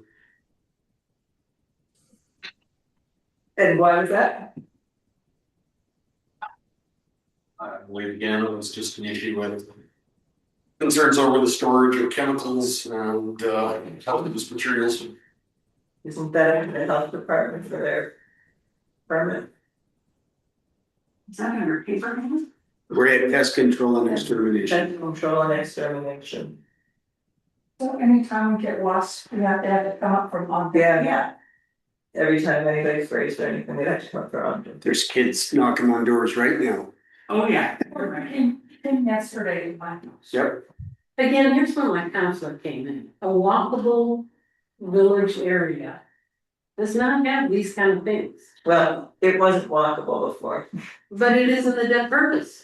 because they wrote it, it wasn't. Well, it took out, I don't know, Jim, they didn't change it, they took out 1, they took out 3, and it was in the middle there. It was added language, we talked about this right at the beginning, it was added, here we go, it was added language. No, it says village The center, purpose is to provide a broad range of commercial services and goods. right, keep going. First sentence. It used to say these areas are intended to be clustered around traditional town village centers. And then it got taken out, and now it says these areas are intended to be located in designated walkable village, they changed that, the planning commission, not the county. So I've created Dawn's Pest Control. And all I want is a storefront so that my kids can go around the valley and sell wasp killing services. Well, if we make it no, I can't do that out here. It's commercial. It's a commercial use. I think what Peggy is dreaming of is once we get the village zone, which will be more cute stuff, Yeah, but not. I may still wanna have my Dawn's Pest Control down there on the storefront because there's so many wasps. Here, that's a good point. I reserve the attractive, cute stuff for the village area, that becomes an overlay requirement, but right now, we're talking about a variety of commercial uses, services and goods to serve the community at large.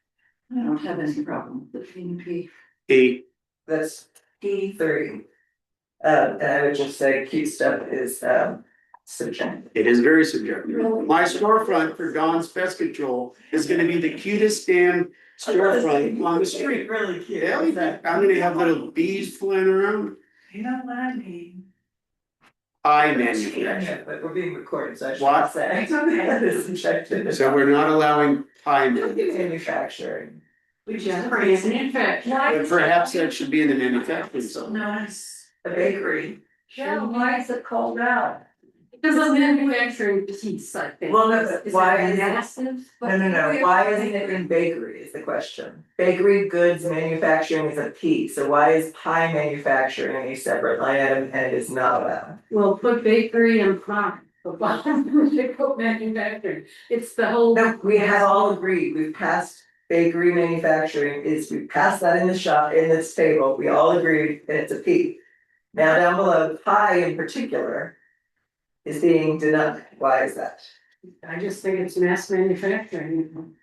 Well, a bakery. should What's be wrong with the considered bakery? Like, why even have I pie? don't say no, that's all I'm gonna say. That's what I would say, Mayor, is why are we calling out it specifically as pie? Why wouldn't it fall under the bakery items? I agree. So take that line out. I would delete the line entirely. That's 3 for deleting the line. It is hereby gone. I'll delete it too, completely. I will say, according to my husband or any other European bakeries are for bread. Oh, that's not true. And no. In England, they have pastries. Yes, it's a pastry shop. Councilmember Hoagland had a comment about pool halls, billiards are allowed as a use. This was another issue that we noticed in our definitions. We had a separate we had a recursive definition for pool hall and billiard hall. The planning commission was attempting to simplify that in this case, remove the redundancy. So Just like we did with pie. do we move pool up next to billiard? Cause billiards and pool. I understand That's true, but esoterically they are different games, but in the mind of the general public, it's the same type of activity. what is our definition? Sorry? What is Well, that? it's not about what's in the, we don't know what's in the line of general, public. What's in our definition? Right, I believe this, it looks like we took pool hall out. I'm saying, this is the music man. What about snooker clubs, huh? I'd say billiards and pool, group them together, because no one calls it billiards. And He just said, unless you're in England, yeah, he said we took pool all out of our No, definition. she's not definitely have fun. so. We don't have billiards in the definition either. But you can have an alcohol establishment, you can have billiards there. You got trouble, my friends. Right here in River City, right here in River City. So I'm trust. still stuck on why I paper ink shots. Those are friends and team, that sense. We've got 20 minutes left. Make sure billiards includes pool Okay. and I would use them together. Yes. Because they got really Yes. silly names in a common language. I would simply put slash. Okay, billiard slash pool. Okay, Private liquor club is permitted. I don't really know what that is. Are we still doing private houses and I just, I don't think so. yeah, there are some private clubs. So there's one that have a membership. in Yeah, it's pretty. Next, down in the rec center, we went from no to conditional. And then rec vehicle boat storage, indoor only, went to no, it's because we added it up above as one. but then why don't we delete it? That doesn't include storage. We have storage. Vehicle boat and storage So- indoor only. Indoor only, we're not gonna allow rec vehicle and boat storage indoor only, I thought we'd have this gentleman who keeps coming to our meetings, and I thought. We are here already, that's indoor, it's whether or not people can do outdoor, which we did, I think we agreed to change. I do not agree, Ian, I would make it C or P. And isn't, We already have them in We have- CD. We wrote conditions for outdoor, this is indoor. I mean, except for the fact we don't get any tax value out of it, I don't see why we say no. in this zone? isn't he over here? He's in CD two. No, he's in, He's in the CB one. He's not in CD two, if he's over here. No, he's right next to the American Legion. Right. And I believe that is CD2. Actually, but I don't think he's in C at all, isn't he? New property. No, his new His new property's property. AB3. He owns the property south of the American Legion, that is currently CV2. He also owns property east of the American Legion that is AB3 that he in the future wishes to rezone. But in this present case, he owns a property that's indoor storage in CV two. And I think we should continue doing indoor storage in CV two. That's on the CB two over there, There, is it? Yes, it is. Okay. Well, not that there's. where his current indoor storage is CV two. The CV1 doesn't start until you get. CBR one is down the. I would say yes to indoor, the questionable one was the outdoor, and you guys approved that, so why, right, so why not allow indoor? Indoor is what the current businesses were doing. Right. I agree. So that's 2 voting yeses. I agree. That's 3. Can we change that to a P, please?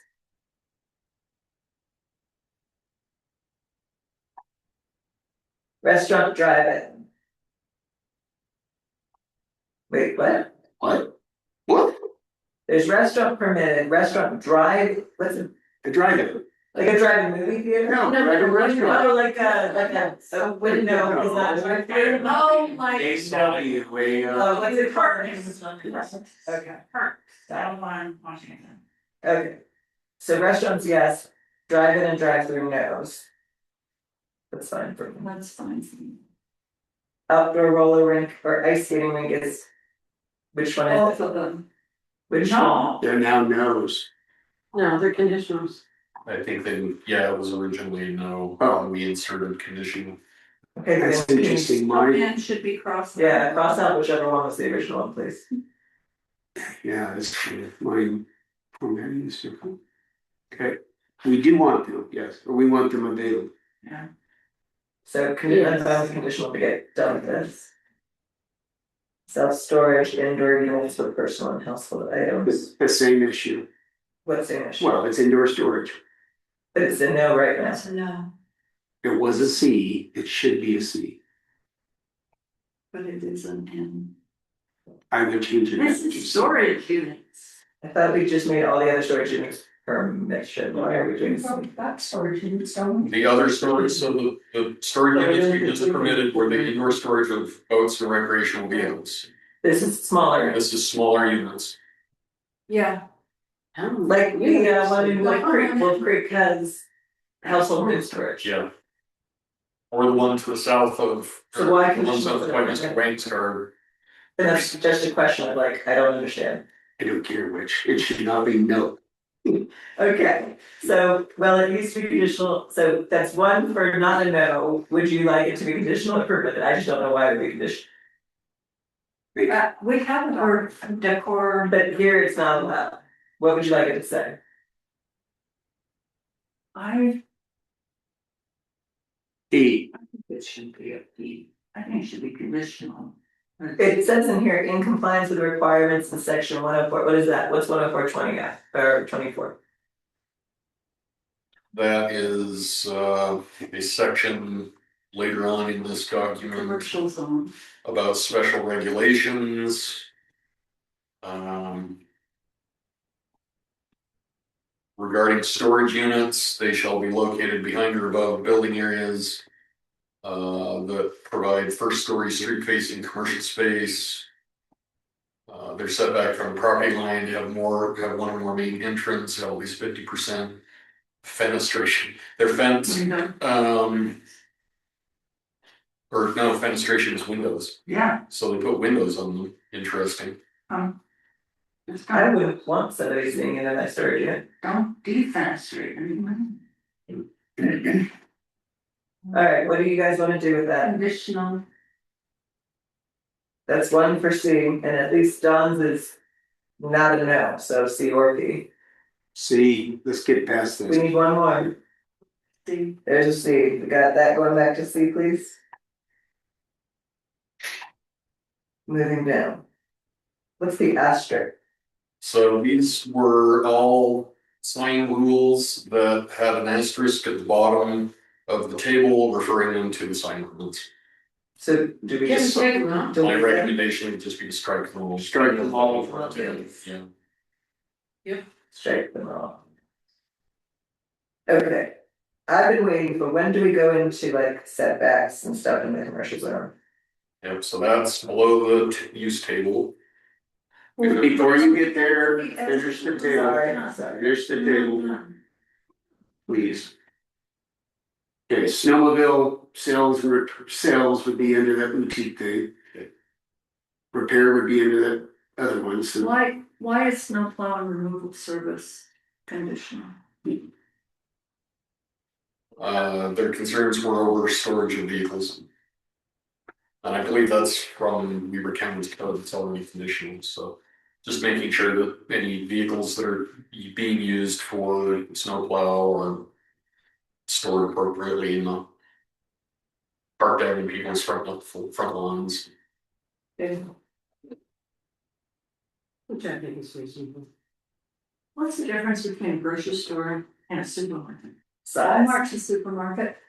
size, It's a that's super center. Is Alley Market a supermarket or are we sure of it? I don't know what the new one will be, Well, that's why I'm asking that question. Me but too. it's a ginormous and bigger size. I know, what's the definition of supermarket? And when I looked it up, the first thing that came up was Walmart. But it is, I looked it up and it doesn't just sell food. It sells. Well, it is down there. They have sweatshirts and mugs and hats and. Supermarket is a store for the retail sale of food and household goods with additional services within the building such as banking, dry cleaners, real estate, sales office. The and back market is a supermarket. So make it supermarket check market chain, or just remove it. There's no definition of grocery in our definition. What is Valley Market? But what you just read, they have It's a supplement. They have dry cleaning. yeah, But is They it don't have accessory to the main purpose? I know, they don't. and the new one's gonna have a bunch of stuff in it. If we say no supermarket, we run the risk of Valley Market. If we do, they won't. Why ask? They're also going to go with associated foods, so you wouldn't wanna say no chain and. I was about to say. I was gonna go down there. You have to work on the language. And they are already part of that. But what does it open it up to? Well, Well, they're, just a minute, they're the provider of their materials. It's not like Associated Food Store. They're locally owned and operated. Go ahead. In the definition of that type of retail, one of the indicators of whether or not it's a chain store is if they sell a commonly marketed product, Like Kroger? like Kroger or Associated Foods. They do. So if Well, it's it's labeled, if it's labeled and sold labeled the same way as it is sold at however many other They've stores. got Craigly or whatever it is. Are they non-conforming because they're doing it already? It's not Kroger, It's not illegal, right?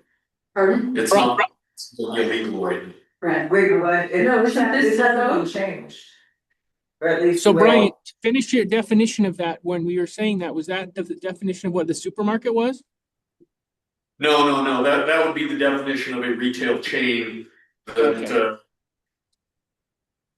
I'm we've with had you. conversations about restricting, for example, people don't want a Walmart or an Ace Hardware, they want a neighborhood market and they want Bob's Hardware. And so you restrict things that Yeah, are labeled and marketed and, right, he's getting into what I was saying with, you have to be very careful on the wording, because it's already gone through the court system, state of Utah.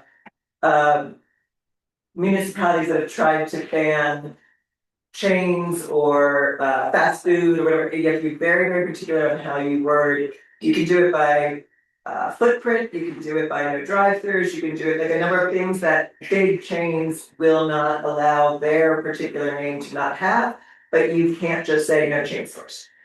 The court's already decided on that, that's discriminatory. yeah, you have to restrict the use, not the name on it. Exactly. And I think, Sorry, I think, this big, oh. Okay, go ahead, Becky. I think the general plan said no big box stores. So I don't know if that's a footprint issue of a certain size. But the general plan's not a law. I know, but it's a guide. Correct, so then you write laws based on it, Right. the law needs to be written in a way. The intent is no big box stores, so could that be limited by the size, Brian?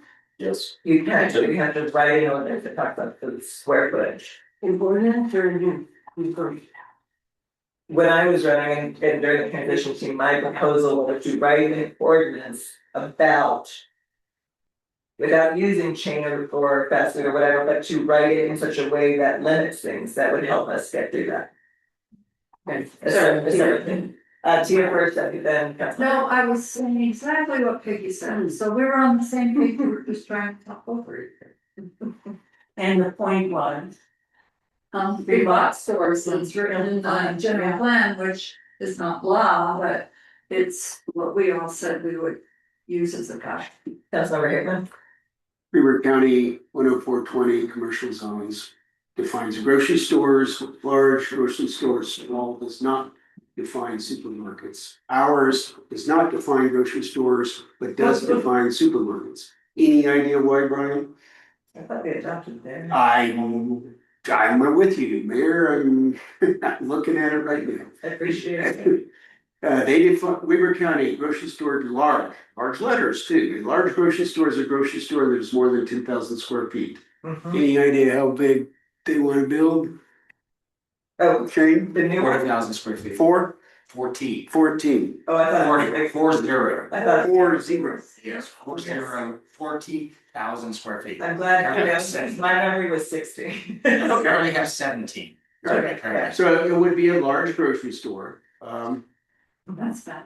Yeah, The new one, new one. it's gonna have all kinds of. It's all- things in it. it's gonna be a supermarket. Prepared foods and So- all kinds of things. So let's solve this thing, but I'm okay with the definition of supermarket being used. Just know that there's gonna be a bank and a dry cleaner in it. Know that under the definition, if the market conditions were good, Smiths will move up here someday. So you They're not gonna move up here because the market condition. want a permitted supermarket. Grocery store is permitted, but you're saying we don't have a definition of it. And at the code up above.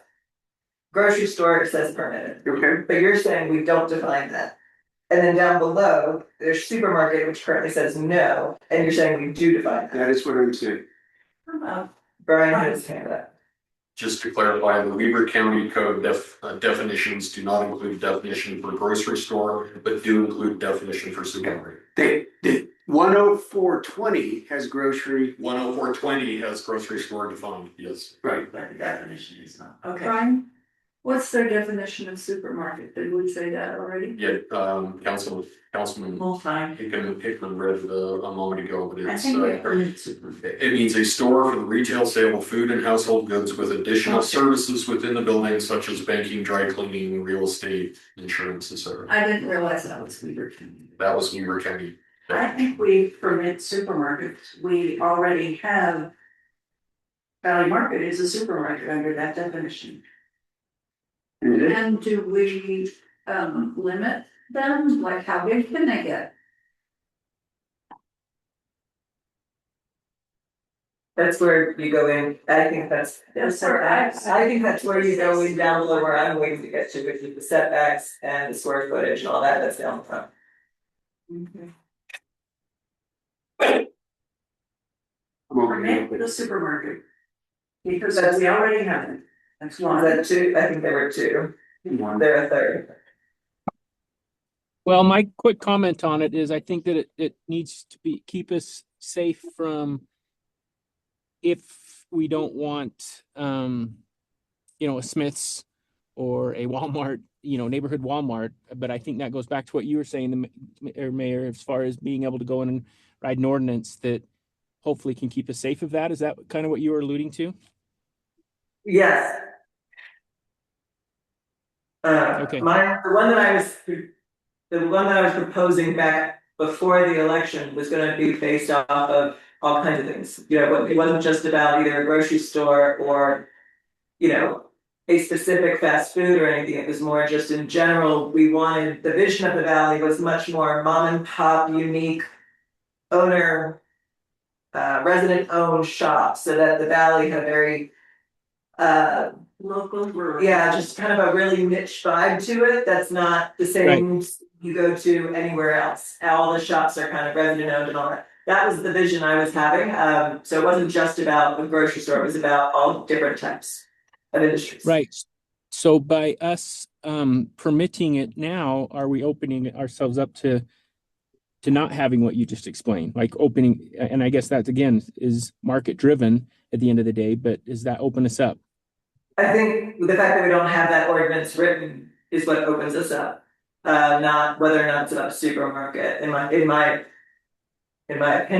And I guess my last question on it then would be, are we not just opening ourselves up, but limiting possibly what the new Valley Market is going to do based off the definitions? I think if we're not limiting them and they can do what they want to do, then why would we permit the supermarket? Then that means that what we've got in there allows them to do what they want to do. Or are we going to limit them because we're not permitting them?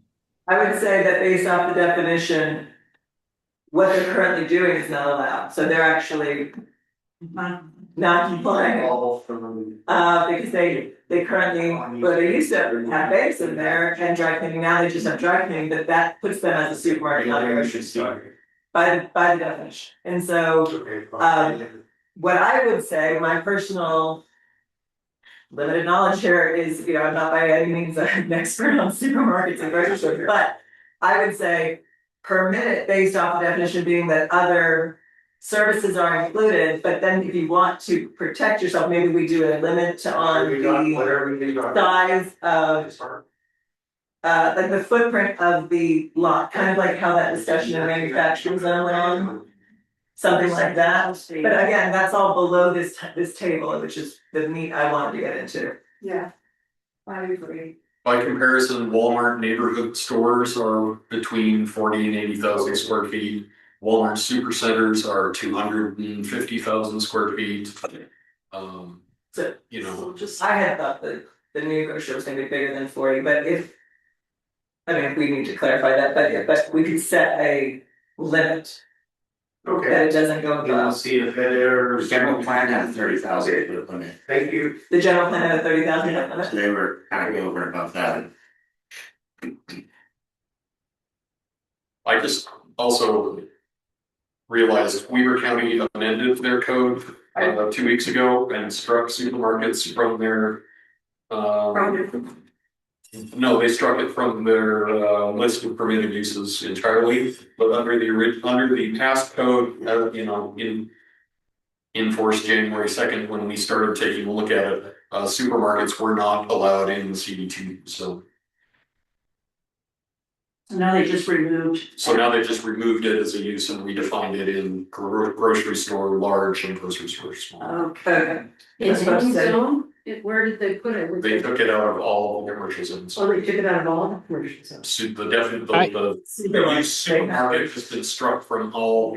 commercial zones. Yes. So now they defined large supermarkets as something over I a would, particular size. I would. That sounds better to me, the way that Weaver County's done it. Yeah, I would agree with. Well, then we need to change, because right now we just have grocery store permitted, we don't have large versus small. So if we're adopting what you're talking about, they took out supermarket because they then later defined large grocery store versus. I don't know what the word would use, but yes. Yeah, they still haven't added a grocery store to their definitions. They just added a definition in the initial zone language. As written, we allow grocery stores. Right. You were on the phone. But we allow grocery stores. If we strike supermarkets and Valley Market Mill. But No, it supermarket, doesn't. It's based off of what Weaver County has done. That might Well- allow us to define what we want to do with the grocery We store. don't What's define there now? grocery store in our code either. right, that's. So by definition, therefore, Valley Markets could say, I'm applying to be a grocery store. Then they'd have to take out the driveway. Grocery store is not defined in the code. Why? Do I have to take out my dry cleaner when it's not Oh, I defined? They're And I not. want a date, and I want a real estate. Zone. They're, where they're moving, it's not a commercial. Yes, it I is. think Yes, it is. need to. It's across the street. Yeah, it's in a, I believe, they didn't go for a reason yet. They have to go for reasons. May I suggest that we follow some reasons, follow the Weaver County model? Look at that. Weaver County says in their 10420, grocery store a large grocery store is a grocery store that is more than 10,000 square feet. Small is less than 10,000. That's all it says. It's undefined in their definition. Can Valley Market build? If we were to copy that. If we copied that, I would actually, they say the floor of a large, I would also put a ceiling. So if the floor is 10,000 square feet and above, I would also say at a maximum of X. Which I'm good with, and then since it's undefined. I'm gonna put my dry cleaner in it because you haven't told me I can't, right? I understand. And it's not a conditional use. I would suggest that we have definitions of everything we're allowing. I That's do, my suggestion. which is why the supermarket definition around there. I suggest we combine market / grocery store and use the or the definition that Weaver County has. And again, as Janet said, not as a max. But we put some max in large. Grocery store has to be less than 60,000 square feet. I just made that number up. Yeah, I would- Arbitrary and capricious, I think we need to stick with What, the lot size. You know, I think that's what we did in manufacturing, we looked at the amount they could cover a lot area. So one of our residents was just saying that a general plan, I don't remember this, but that doesn't mean. That the general plan had or the original general plan limited the square footage to 30,000 square feet. So if that is the case, which I don't know, but if that's the case, then it's not arbitrary capricious, Right. it's to the general. It's in the general plan, even though it's not long, it is our guide. But I'm saying it takes away the arbitrary capricious, to Yeah. follow the general plan, That, if that's the case. is there a height also in there? I copied the commercial zone, the general plan today. So this stuff is in the table, we have to finish the table to get down into the meeting. May I suggest, Brian? Can you propose a solution to the grocery store supermarket dilemma in the next round? And then should we get on So further? that means we're not gonna get through CD2. Not today, if he had someone on it. Well, we Oh, can tell him how I should to. go, it's after 4. Yes, no, I understand, I was gonna get there, so it's 4:05. We haven't gotten down, we're not out of the table, we haven't gotten down into the actual zone. Meet like the requirements and the setbacks and everything. Lot area and everything, so if. Here's the thing. We have 9 total land use codes that need to be adopted to have a full land use code. Adopted before the moratorium is automatically repealed on, I believe, July 3rd. So we right now have scheduled one more work session and one meeting. We need a meeting in order to adopt any, if not all 9. So first and foremost, we would need to talk about additional meetings to be able to get through all this stuff, to get things to a point of adoption. I know a number of people are traveling at the end of June, and so if there is gonna be an additional meeting, it would need to be before the next one. Or a couple days after the next one, I think, before everybody travels. Given that this is a light meeting week, I think we should meet again in work session to complete some of these, because we know some hairy ones are coming up too. You need another work session this week? Just almost 2 years. And then ADUs. We've got to become more efficient in going through this too. We've spent Well, about 15 minutes. Here's what slows this down. First of all, I think our meetings have to be only land use, the next one. And also, we get slowed on these utilization tables that are archaic and bizarre. And I don't know if we had any more utilization tables ahead of us, but that's what's messed us up. I think we will in the CBR1 zone and the gravel zone. Okay, And the CBRs. may I suggest that I'm doing this with STRs, I'm coming in with a finished, polished ordinance that takes some of the commission stuff. And it's clean and it'll be easy to read. So can we maybe divide and conquer with some of this? Does someone wanna take CBR1? I've made my comments on CBR1. I'm ready to talk about them and be done. Yeah. Okay. They've been in there for almost a month. Okay, So what are you proposing, Kate? so I'm proposing. Don, do you wanna take your comments and say, here's what I propose, period? They're They're there. And incorporate them into the text. I mean, Commenting commenting on it. is They're different. not being able to see that. Yeah, then. They'll be there, but.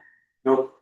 Okay, what I heard was one proposal is the next meeting has nothing but land use on it. Okay with that. I will show you, here's the way to accelerate. Make a copy of the one with the comments. So that, it's still there and people can see it. And then one of us comes with the clean version, here's what I propose, here's what's there, here's what's not. Because right now, we're going through the step of going through all the comments, giving Brian feedback, he has to go fix it. And then he comes back. Wouldn't we still do that, Kate? No, Wouldn't we still I'm have suggesting- discussion on what comes? we would have discussion, but I'm suggesting if we come in with a clean copy of, here are the changes, here's what I incorporated. So-and-so's comments, here's what I left out and why. It gets us one step closer to getting a complete document that we can adopt. We're slowing down on all the deliberation on everyone's individual comment. And I suggest we delegate to each other. Can you propose, given all those comments, a finished draft? I could propose, but I think people would discuss it anyway. I think they will discuss it, but you've got a clean proposal then. I hear what you're saying, Kay, I'm reticent to do that. I think we can be done with supermarket by that. And be done with it, we don't need Brian to go back and, Okay. Then say what you need to say and what. well, you need- it's said, You asked me for a recommendation, I don't need to come back tomorrow. Okay, there we go. you got it. I would cap the building size at a maximum square feet. 50,000 feet is, I mean, it's somewhat. It's big, what we would consider a village grocery store would probably max out at 10 to 15,000. But you already have a place that's bigger than that and a proposal for one that's even bigger. So I mean, it's up to you as to how hardcore you want to get on this, but. We have one that's, remember the audience suggested it would be 40,000 feet. Yeah, right, I would go. Well, it's not official. I am happy with that number right there. well, hold on, I wanted to understand, Brian, you said we already have one this big and we have a proposal one bigger? Well, does Lee's Market or not Lee's, sorry. None of The that. Valley Market already exceeds 10,000 square feet, is that correct? Yes. Okay, I'm sorry, and the proposed one is you're talking about the same owner? Or are you talking about a different one that we don't know about? No, I'm talking about the same one, right, yeah. Okay, But at least, I mean, proposed in the sense that it's being discussed about a future market. So there's just to know, I don't remember the which meeting, but the owner of Valley Market came in and spoke. And he said he has, he has the lot, it needs to be rezoned, and I put him in touch with Brian. And the proposal was to do a sort of a lease market like is in Mountain Green. Is that's what his vision is for this. right, so, but was there an approved square footage? I believe he came into the Weber County when we were unincorporated. No, I'm sorry, I'm basing this totally on the conversation that's been going on in this room, that they've been An talking about. individual in the 40,000 audience who said 40,000 square They've feet. been talking about a 40,000 square foot, so if you want, I mean, we could reduce this maximum and say, no, we don't want a 40,000 square foot, but we will allow 30,000. I mean, that would be, I would say if the general plan, which I do not know, I have not confirmed, if the general plan used to have a max of 30,000 square feet, I would use that number based off of the general plan and continuity. If that's what the general plan used to say, I don't remember. I just make a suggestion. I mean, in actual fact, he's gonna come to you wanting a rezone. You're gonna do a development agreement. You just need something here that works and protects you right now from, 30,000. yeah, so Okay, I wouldn't get too deep into this. If you're overthinking it just a little bit, I agree with the 30. We don't do that. but what's a pool hall? Okay. Yes, sir. Okay. Can you ask the staff how long they can stay? Because they're patiently waiting to answer their question. Okay. And then we can decide how much work we can get done. Our IT director is trying to have a nap. I was gonna say, she was Have a nap. exhausted.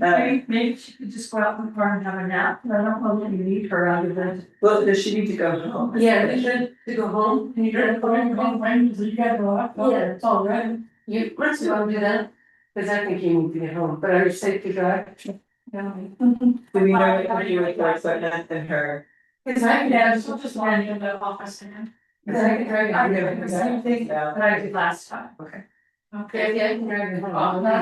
Thank you very much. Thank you very much. Sorry, I'm like 6 hours. yes. You get into it? Yeah. That's what Brian.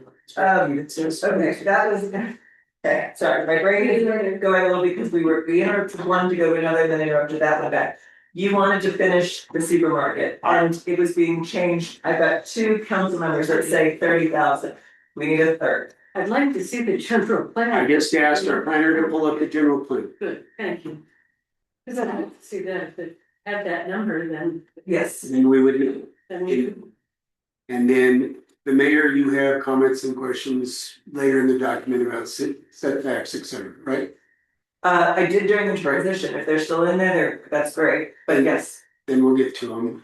And then at some point, we'll talk about when and if to meet later this week. or yes, that Monday, needs to right? be, yes. Okay. And a commitment to get a bunch of these done on that meeting, hopefully. If we're continuing on the table, if that's what you're doing, we have theater outdoor with N and C, and we don't know which one it is.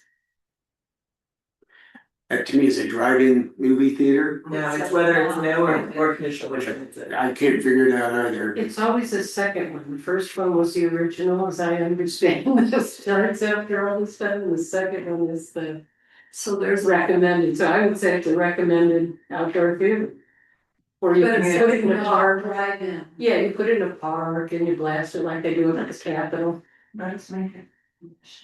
The planning commission intended for it to be conditional, Yes. the recommendation is conditional. I'm okay with conditional. Yeah. It's good since we've got businesses doing it already. Yes, I have. It's, Okay.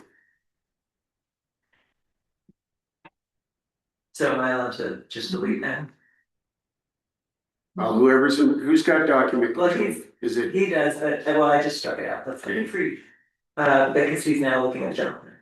It's hard for people to do more than one thing at the exact same time. Well, we keep asking people to. okay, we're done with the table. No, we're not. He's looking at the general plan. Okay, we'll come back to that. Let's keep going. Okay.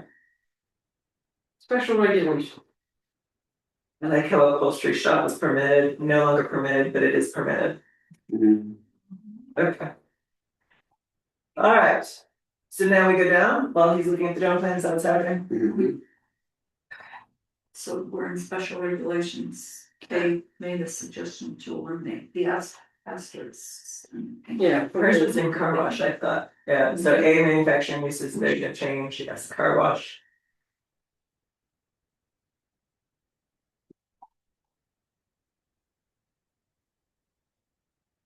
Okay, but did we change that, right? Change what? The comment was that it had been not allowed and that is written down below, and we did change it to a yes. Car wash is allowed up above. Yes, and so now down below.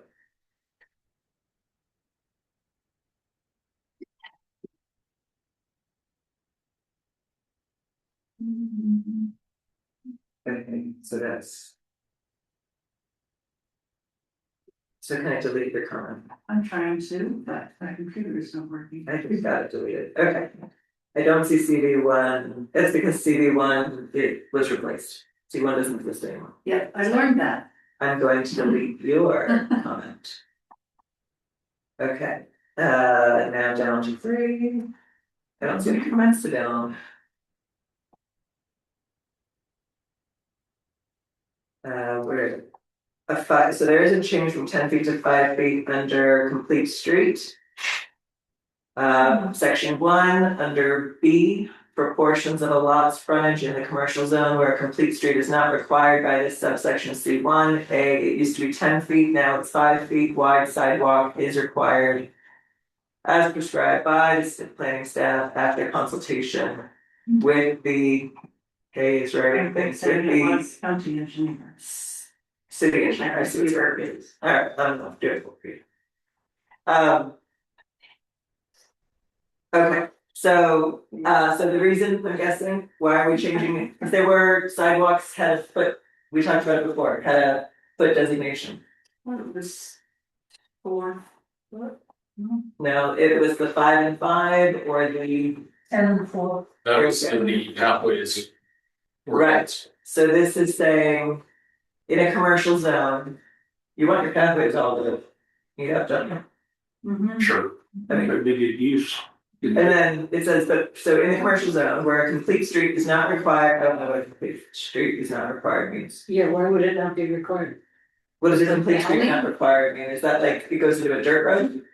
No, complete street, is is defined as a street corridor that provides, access and mobility for multiple different uses or modes of transportation, including it's one of those kind of new urbanist lingo, uses to try and just describe a corridor that allows for the movement of people using a variety of methods, whether it's automobiles or bikes or on foot. Okay, So a complete street would include automobile facilities plus sidewalks, okay, either sidewalks that are also, that can accommodate bicycles, or it would also Got be bike lanes or other. bike my question facilities. is why we're making a 10-foot path into a 5-foot path. I Especially think, if, to Peggy's point, we are now doing walkable. yeah, I think the planning commission was concerned about the scale, and I did not do a good job articulating,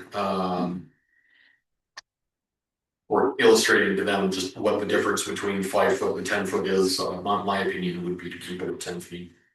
Or do I have 3 voting members that wish to take staff's recommendation? I do. Yes. Yes. Yeah. So we're gonna change that back to 10 feet. I see Peggy in there and I see Brian too. Are we done looking at the general plan? Alright, we're going back. So I 10 feet. think I put 50 feet, so I'm gonna stay on this. Yeah. Yeah. So Peggy, take your cursor away, Brian, if you'll fix that where you are right now, take that back to 10 feet. Planning staff, I see, that's fine, dwelling unit is the next thing I see. Here we go with dwelling units in the commercial zone. Dwelling unit is allowed as part of a mixed use building, which should be, which, well, would be CDR. When fronting on, only if allowed and only when specifically designed to the property as part of the development agreement prior to. So that line got taken out and we're just gonna allow dwelling units as part of a mixed use building, period. Yes. Then what changes between CD2 and CDR1? I believe the intensity CBR1 allowed up to 90% of the project area to be residential. This restricts it. Wait, somebody just deleted Yeah. what they crossed out. It was crossed out in this. So we took that out. That was Peggy Julie Baker. Peggy? And Josie found it. Okay, there you go, thank you. Okay, so. It used to be conditional to whatever 10425 is, Yes, and now you're saying to just say. It's okay. yes, Do you stand behind that? I do. Okay, Alright, do we have 3 voting members to pass that? yes. Yes, you may redo what you did. Me? Yeah, you deleted it before, you do it again. I'd rather not. Wonderful, okay.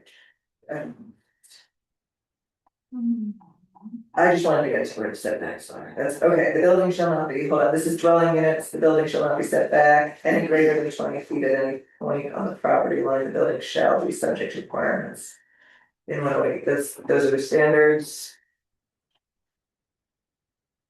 I wanted to find. My memory was that in the commercial zone, CB2 and CBR1.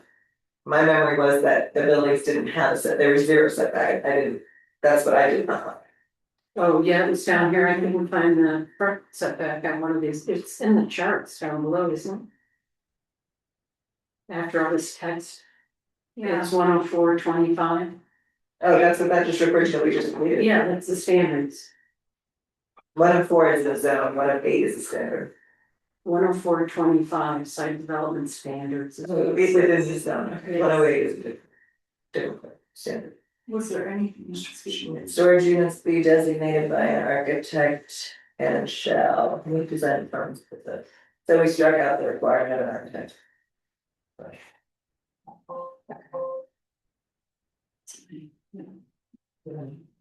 Very. I see, yes, I see that. So what we had struck before, what you had deleted and put back in, Mhm. what 3 people already agreed should be struck is that it goes to this.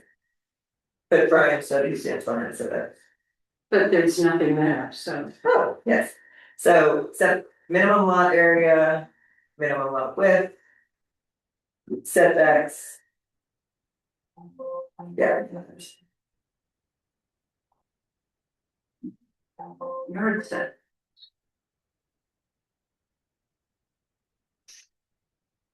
So I don't know, ooh, did I didn't know? No, that was me.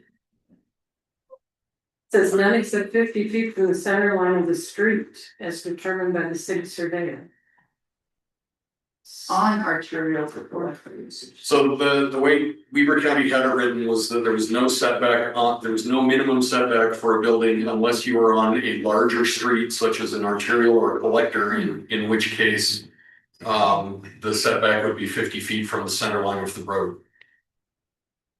Regardless of how wide the sidewalks were, Yeah. and the intent was to provide, you know, multiple lanes of travel for cars, bicycles, etc. What is your recommendation? I don't think it's bad, it's just Oh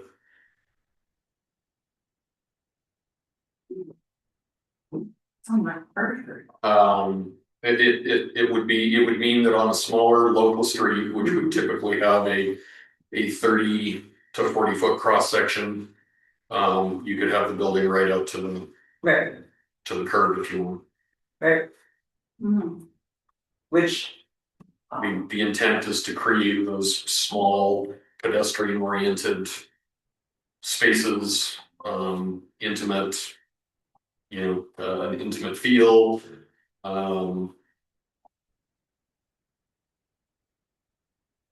That's the architectural kind of intent of having no setback there, is it allows you to, bring the building right out of the sidewalk so the people are right there by the windows and What is this for? Oh, go ahead. Yes, as you're describing that, I'm thinking of where the blacksmith shop is, and that in there, those are all up right by the sidewalk, right, and that's what you're talking about. And I was wondering how this meshed with the architectural designs for the commercial zones that we looked at later, or we're not gonna look at today, but. Architectural landscape and screening designs, is that? Have we made them fit? I don't believe there are any conflicts in between the ways, but yeah, they don't. So these setbacks don't, So you could do. no, okay. no. Next slide, Stu. Just. Well, team, what do you think? That's very much. Leave it as is. Find it out, really a strong reason to choose it. I would either. I don't either. It's always fine, but I don't know what to change it to. Yeah, let's leave it for now, because we're gonna hopefully look at it.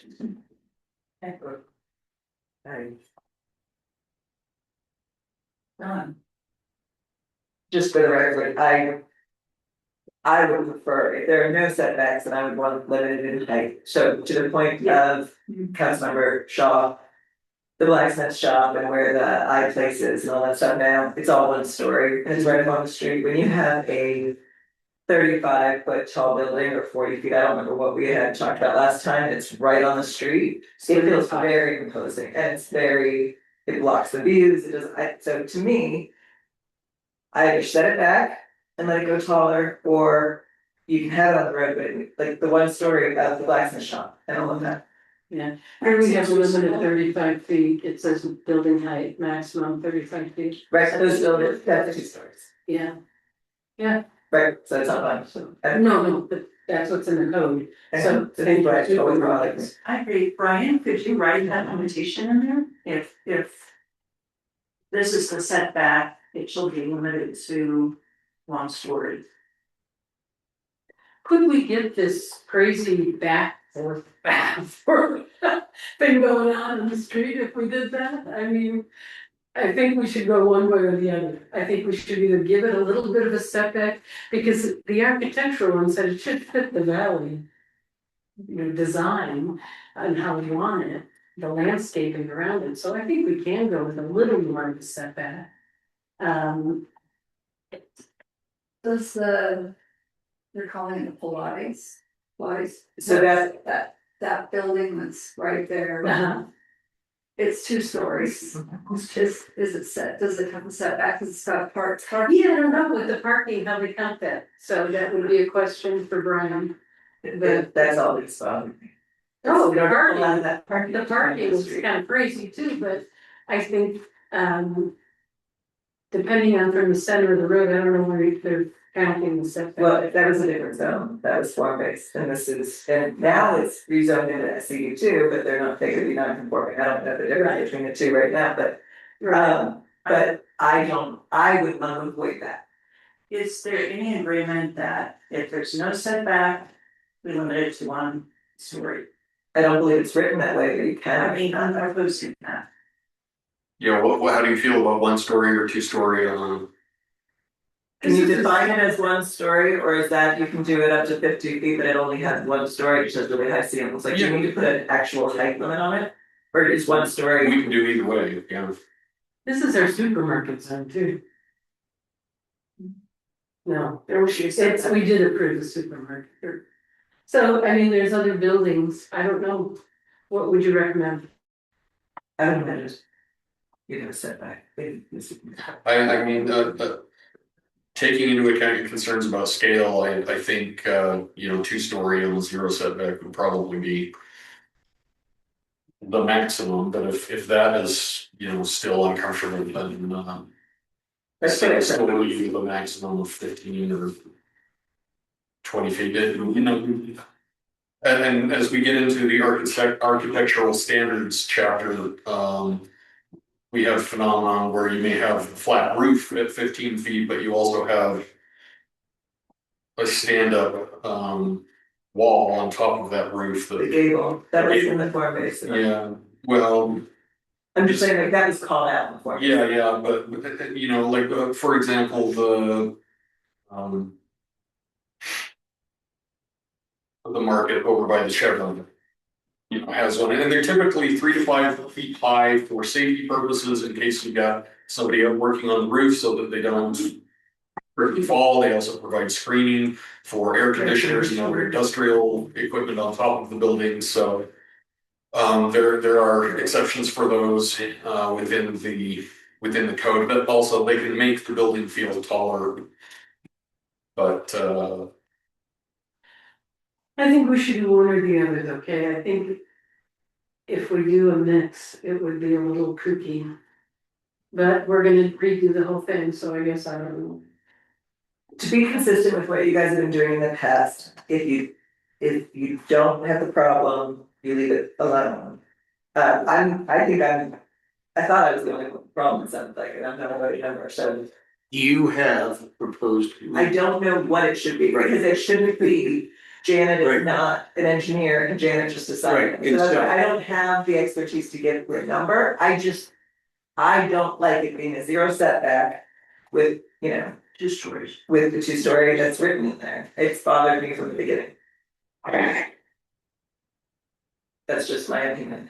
Oh, you put, it should be none, except 50 feet from the center line of the street is determined by the city surveyor.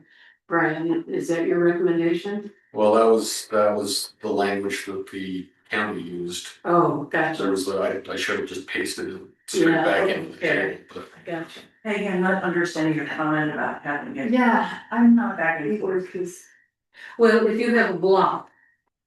And there's 3 commercial properties.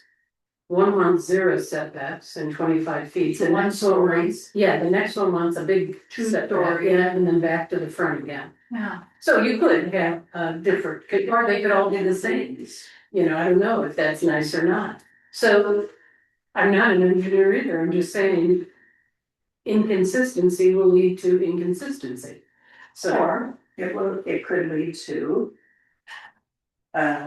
A relief where not everything is cookie cutter. So if you're so close from setback having a load, but back further. Maybe go higher. yeah, I'm just telling you what I thought, when you said that, it would be. Zigzag. I'm not sure that's it. Yeah, and maybe it's not. That was just my first I thought. don't know if it's in here or that we put it in here, but if it's also going to be zero setback, I would. Then the parking lot needs to be behind, like, the way that that area with the blacksmith and all that is, it's right up on the road. And then you drive this little, driveway and you get to their parking behind their buildings. The problem that I have with the new commercial building, near Eden Acres residence is that that parking space they put directly in front of the building, to back out of it, you come into the road. Right, There's no, I agree, it's a little scary, because I go that way a lot, and it's a little scary. But, and they do have parking in the back, so I don't really have to be clear, I think, and say, if you have no setbacks, all parking. that's what I was just saying. So why don't we get clear right now? Yeah, Let's hey, say, No I'm ready. setback, one story, Parking in that, or in that. development, Did you get that, Brian? and does this make sense with the expert? I did, I was just trying to figure out where to put it. And then you think of all of these things, and just, that's that. It was blowing my mind. We need outside of there were already inconsistencies, for sure. So I'm glad this summer we're gonna work on the zone, because there are real concerns. This We're working on. consultant is providing a new village recommended zone versus working on this one. Right. Separately, if there's money left over, they will go into the approved ordinances, look for inconsistencies and things to fix. Good, is the new village zone gonna be for rural areas, is it gonna be for small places? That is what that's good. Good. This, I like the concept. Hold on, we're getting off, let's finish this before we talk. So Brian, how are you doing? He's putting. So how about this, a tiered setback? A tiered approach relationship between height and setback, where a one-story building may have a zero setback. But a two-story or three-story building must be set back 20,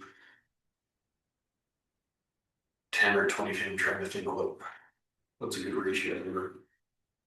Yeah.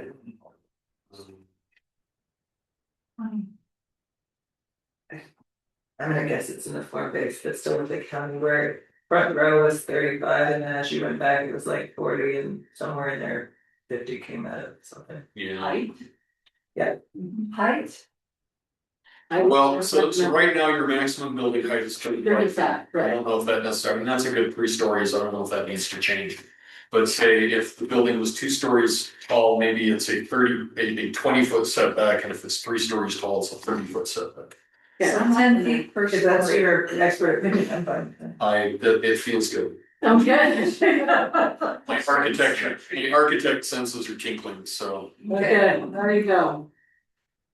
I'm gonna see what happens.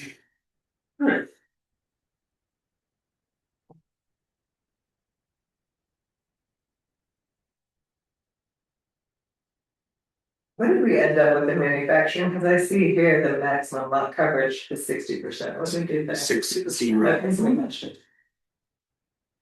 That makes sense. That was the owner's suggestion too. We found that to be reasonable. Okay, that was my biggest issue, so I'm good with it, whatever. Well, we're near the end anyway, be back. So Okay. Brian, did you find a square footage on the general plan? I did not. I found in 2.2.1 amend city ordinances to limit the maximum square footage of retail businesses in Ogden Valley or develop design standards to mitigate negative, et cetera, et cetera. But I found no Is specific, that in the one we adopted or the one? our new one that's on our list. Okay. So I'm assuming it's the one we adopted, because I pulled it up. The one we adopted, yes, but I'm reading the one that is on our list. right, I concur, that was the only reference to commercial size that I could find in the document. in the one we adopted, my guess is that we need to look at the one before it got edited. I had my consultant look, he couldn't find it either. So there you there does not appear to be a specific size limit. The only thing we've done is 60%, elsewhere 60% of lot size. For reference sake, Lee's is about 35 square foot. 35,000 square foot. Let's come up with a number and be done with this. 30,000 I'm good. for 30, 35,000. 30 or 35, I know. 35, 35. Going twice. Yeah, I'm fine with 32. Did you say yes? There we go, we got three of us, 35. Yeah, with that, did we get the supermarket versus grocery store settled? Is it going to two grocery store? Or is it? My recommendation is we stick with supermarket because grocery They have store a is cap. undefined. That's fine. I just capped the, Okay, There we go. and with grocery store, we also wanted to define grocery store, didn't we? We didn't want things undefined. He just said his recommendation was supermarket. I mean, we can, Or is it come back down and grocery store? I'd remove grocery store because it's undefined. No, that's fine, I didn't hear that part. Yeah, okay. We Perfect, can come back and add it back in later if we want. okay, and then, was that everything? I'll agree. So then, are we at a point where this is closed? Yes. I think we can close this. I believe you can. Okay. I am one vote for closing CB2. Well, yeah, we don't vote because this is a work session, but if we. I am one- Agreement. I'm one agreement. Opinions are. Okay, so we are good on this, the way it is written, we can consider it closed until an actionable item. Alright, let's pick a date and a time to meet again, people, we've got 8 more ordinances that we have to adopt them. So enjoying my Friday. But for. I would suggest more than just one, I would suggest if, this room is mostly available on Thursdays and Fridays, I would probably say we need to book 2 of them. I cannot do Thursday this week. My Friday is open. Friday's gonna be hard for me, I don't know if I can make it.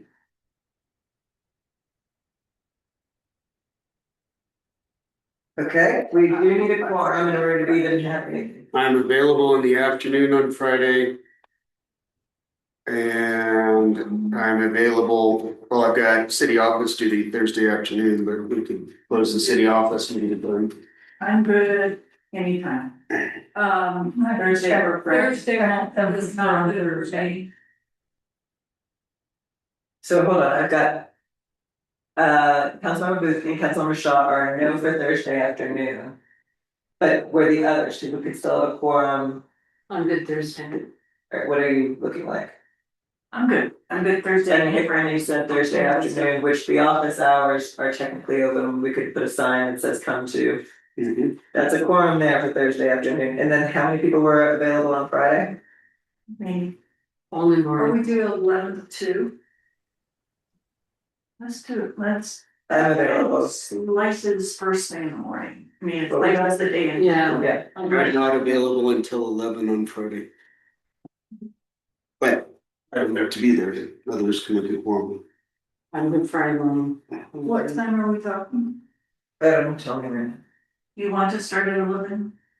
No, I'm just, that's what we have normally been doing. Are we good Friday afternoon? No, I can't come Friday afternoon. So 11 to 2 is what we usually do, We can do 11 to 2. is that okay with people? I can. Okay. And I'd have to go too. Councilmember Booth, you said no to Thursday, but yes to Friday, is that, did I get that right? Correct. Friday morning to mid-afternoon is best for me. So 11 to 2, would that work for you? It works for Peggy. Okay, so we've got a Thursday afternoon and a Friday from 11 to 2, we'll figure out what the Thursday afternoon is. Two votes. That's, yes. That's what That's what Yeah. I just can't be here for shit. Right, but we had 3 people that could. 3 voting members that could. Okay, that's it, so then we would be tabling the rest and we can get into really quickly councilman comments, there were a couple that needed to be said. Starting with District 1. I have an open house on Wednesday, the 10th. You do, you have a town hall, The town hall, sorry. which is what day Thursday? Wednesday, the 10th, Wednesday the 10th, at where? Parkside, What time? 6 o'clock. Barely, okay. District 2? I just, articles for the paper are due, comes out this weekend, and then, the 4th of July, I sent out if anyone's around, I sent out something about participating. The person with the truck can't. Request for a truck with hay bales and that for Liberty, so if we wanted to do Huntsville, we'd have to try to find somebody else. So if you wanna join us in Liberty, Truck, just a truck that will pull a trailer. not even a trailer, just sit in the back of a truck on hay bales and throw candy with a little poster on the side. Or I don't know anybody with a custom boutique car that drive council members like they do in Huntsville. But, so I was just thinking of truck with some hay bales. I may help people with a custom boutique car, but they're not like. But think about it, anyway, that's something we could do. Yes, we could do that and figure out what we wanna do, if we wanna be around on the 4th of July. They wanna have their breakfast too, in Liberty. Oh, weeds, we've been trying to address the weed issue, and when we, the big patch by me, they called the county came out, they said we can't spray, you gotta cut, they can't find anyone to cut it, so. Our code says we contact the county, well, that's how, as far as it goes on. Well, the county sprays, they do not cut. Right, but they won't spray, so now we're in. Well, the problem is the Dyersburg is so far along, the spraying doesn't make any sense. Yes, but we still need to get rid of those seeds, cause with this wind, I mean, anyway, so it's been a problem. What, is it a privately owned piece of property? Yeah, So then they need to mow their, yeah, they can't find anyone to mow the golf course. Really? Yeah, so, I don't know, that's what Nathan told me, or not Nathan, Ryan, at Nordic, the golf course. okay, so you could put, I mean, people put ads out for teenagers to come out and mow or weed whack, they put, I mean. And my understanding of our code enforcement is that that doesn't stop you from getting a code violation. Right. If you can't find somebody to do it. But enforcement in our municipal code only a little help because it ends with calling the county. And then, so we need to then kick into our procedures. Oh, we just hired an SOP or just. Calling the county is an option, but we can always say you violated the code and fix it, which is a separate. Which is what we're doing, but we're given the 5 days, you know, whatever. So anyway, it's been tough. It's a struggle with the needs. Just know that at this point, Dyer's load spraying is becoming Too late. too late. It's too late, as well as you must bag it at this point. Right, it's- Yeah, you can't just cut loose. Anyway, it's cyclical. We'll now be working on parking pretty soon. Going to that, so that's it. FYI, Shaw Drive, we went and cleaned up. Amazing, not people's yards, but we went down. Nice, Yeah, Shaw Drive. nice. Anything more from district three? Just after this, working on finishing articles for the newspaper, which. You and I can talk about finance, what your mayor's corner will do. And the remaining articles we have to write. Also, I'll spearhead 4th of July, because I love a good parade. Yeah. And I sent a picture demonstrating that when I was 3 years old. Okay. And we can get a car or we can walk, which is really fun too. We have banners, stuff. Oh, you have one in that then? Yeah, for Huntsville, I will. Oh, for Huntsville, you can do, and we'll do Liberty. Yeah. Okay, and then, so who's leading the Liberty one? Is it Peggy or Gia? Yes, we could work together on that. PMT, makes sense, leads Liberty, okay. 4, Councilmember Booth, No, I don't have anything. okay? Councilmember. Alcohol as well on Wednesday night at the library, 6 o'clock this Wednesday. 4th of July, if I'm here, yes, I don't know that I'll be here, so I just stay tuned. You can do Huntsville with Kenny. right? Yeah, if I'm here, yeah. But I'm not gonna know for another 2 weeks, so I don't know. And, yeah, that's it. Oh, did you get any information from League of City and Town about accessory dwelling unit, et cetera, et cetera? Nothing past what I told you last time, which still stands. All right, so we're gonna wing it. We're gonna talk about it, Yeah. right, accessory dwelling. Yeah. But so, back to the mayor, and that is that, tomorrow evening with the planning commission meeting and agenda, Corbin Gordon, our legal, our city attorney is doing a training on, their land use procedures. I believe the topic is their land use procedures moving forward. It was suggested that city council members would benefit from the same training in order to, limit how much money we are spending rather than having Corbin then come and give the same training to us. I suggested that either city council should endeavor to attend in some way, whether in person or online Zoom, for that training. If you're not able to because of time constraints or whatever else you got going on, all of those meetings are taped, and so then the request is that you would watch it after the fact. But in some way, rather than pay Corbin his hourly rate to come and train us at the same thing, let's just participate or watch. And by the way, by participate, since it's not an advertised joint session, you will watch the training, you will not type up, ask questions or whatnot, because it is a planning commission meeting, not a joint session. Where is he on the agenda?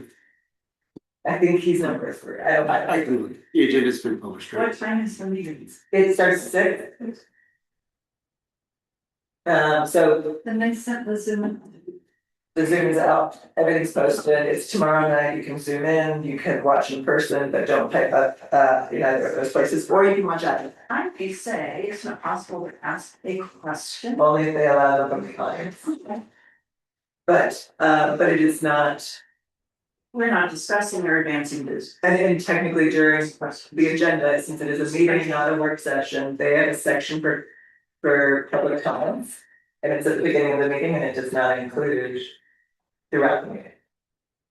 So I would say just stay quiet, write your question down, and you can ask the attorney on your own. And then probably that you're voting closely, so don't take a lot of time for questions, we have the exec at that time. So that's that, is all city council members, please, watch that training. That's it, that's all. I'm sorry, I did one thing. I don't know if you guys noticed, but Ogden Valley Watershed Action Group t-shirt and there's stickers for your water bottle. If you want them, they were down at the farmer's market on Saturday and I helped at the booth and we just did information from water for kids and adults and that. So, Okay, we'll be back. Okay, that's it. So motion to adjourn. I know we did. Second. We got a motion from Councilmember Hoagland and a second from Councilmember Hickman. All in favor? Any opposed? It is 4:51. We are adjourned. and we meet Thursday at We didn't pick a time. We said Thursday afternoon. The office hours are 1 to 5. We usually tap out at about 3 hours in. We all get a little squirrely, so I said 3 hours. When do you want to start? 1? I'm good on Thursday and 12? There were only 3 people that were, 3 voting people that were able to meet. One. 1 to 4. One. Started with. Okay, That's good for me. so 1 o'clock and 3 hours. They should.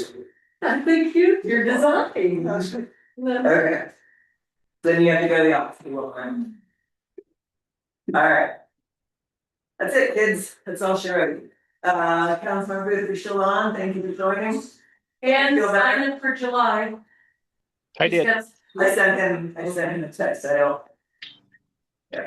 Okay, thank you guys. Thank you. Feel better. So yes, those dates work perfect, right, July is,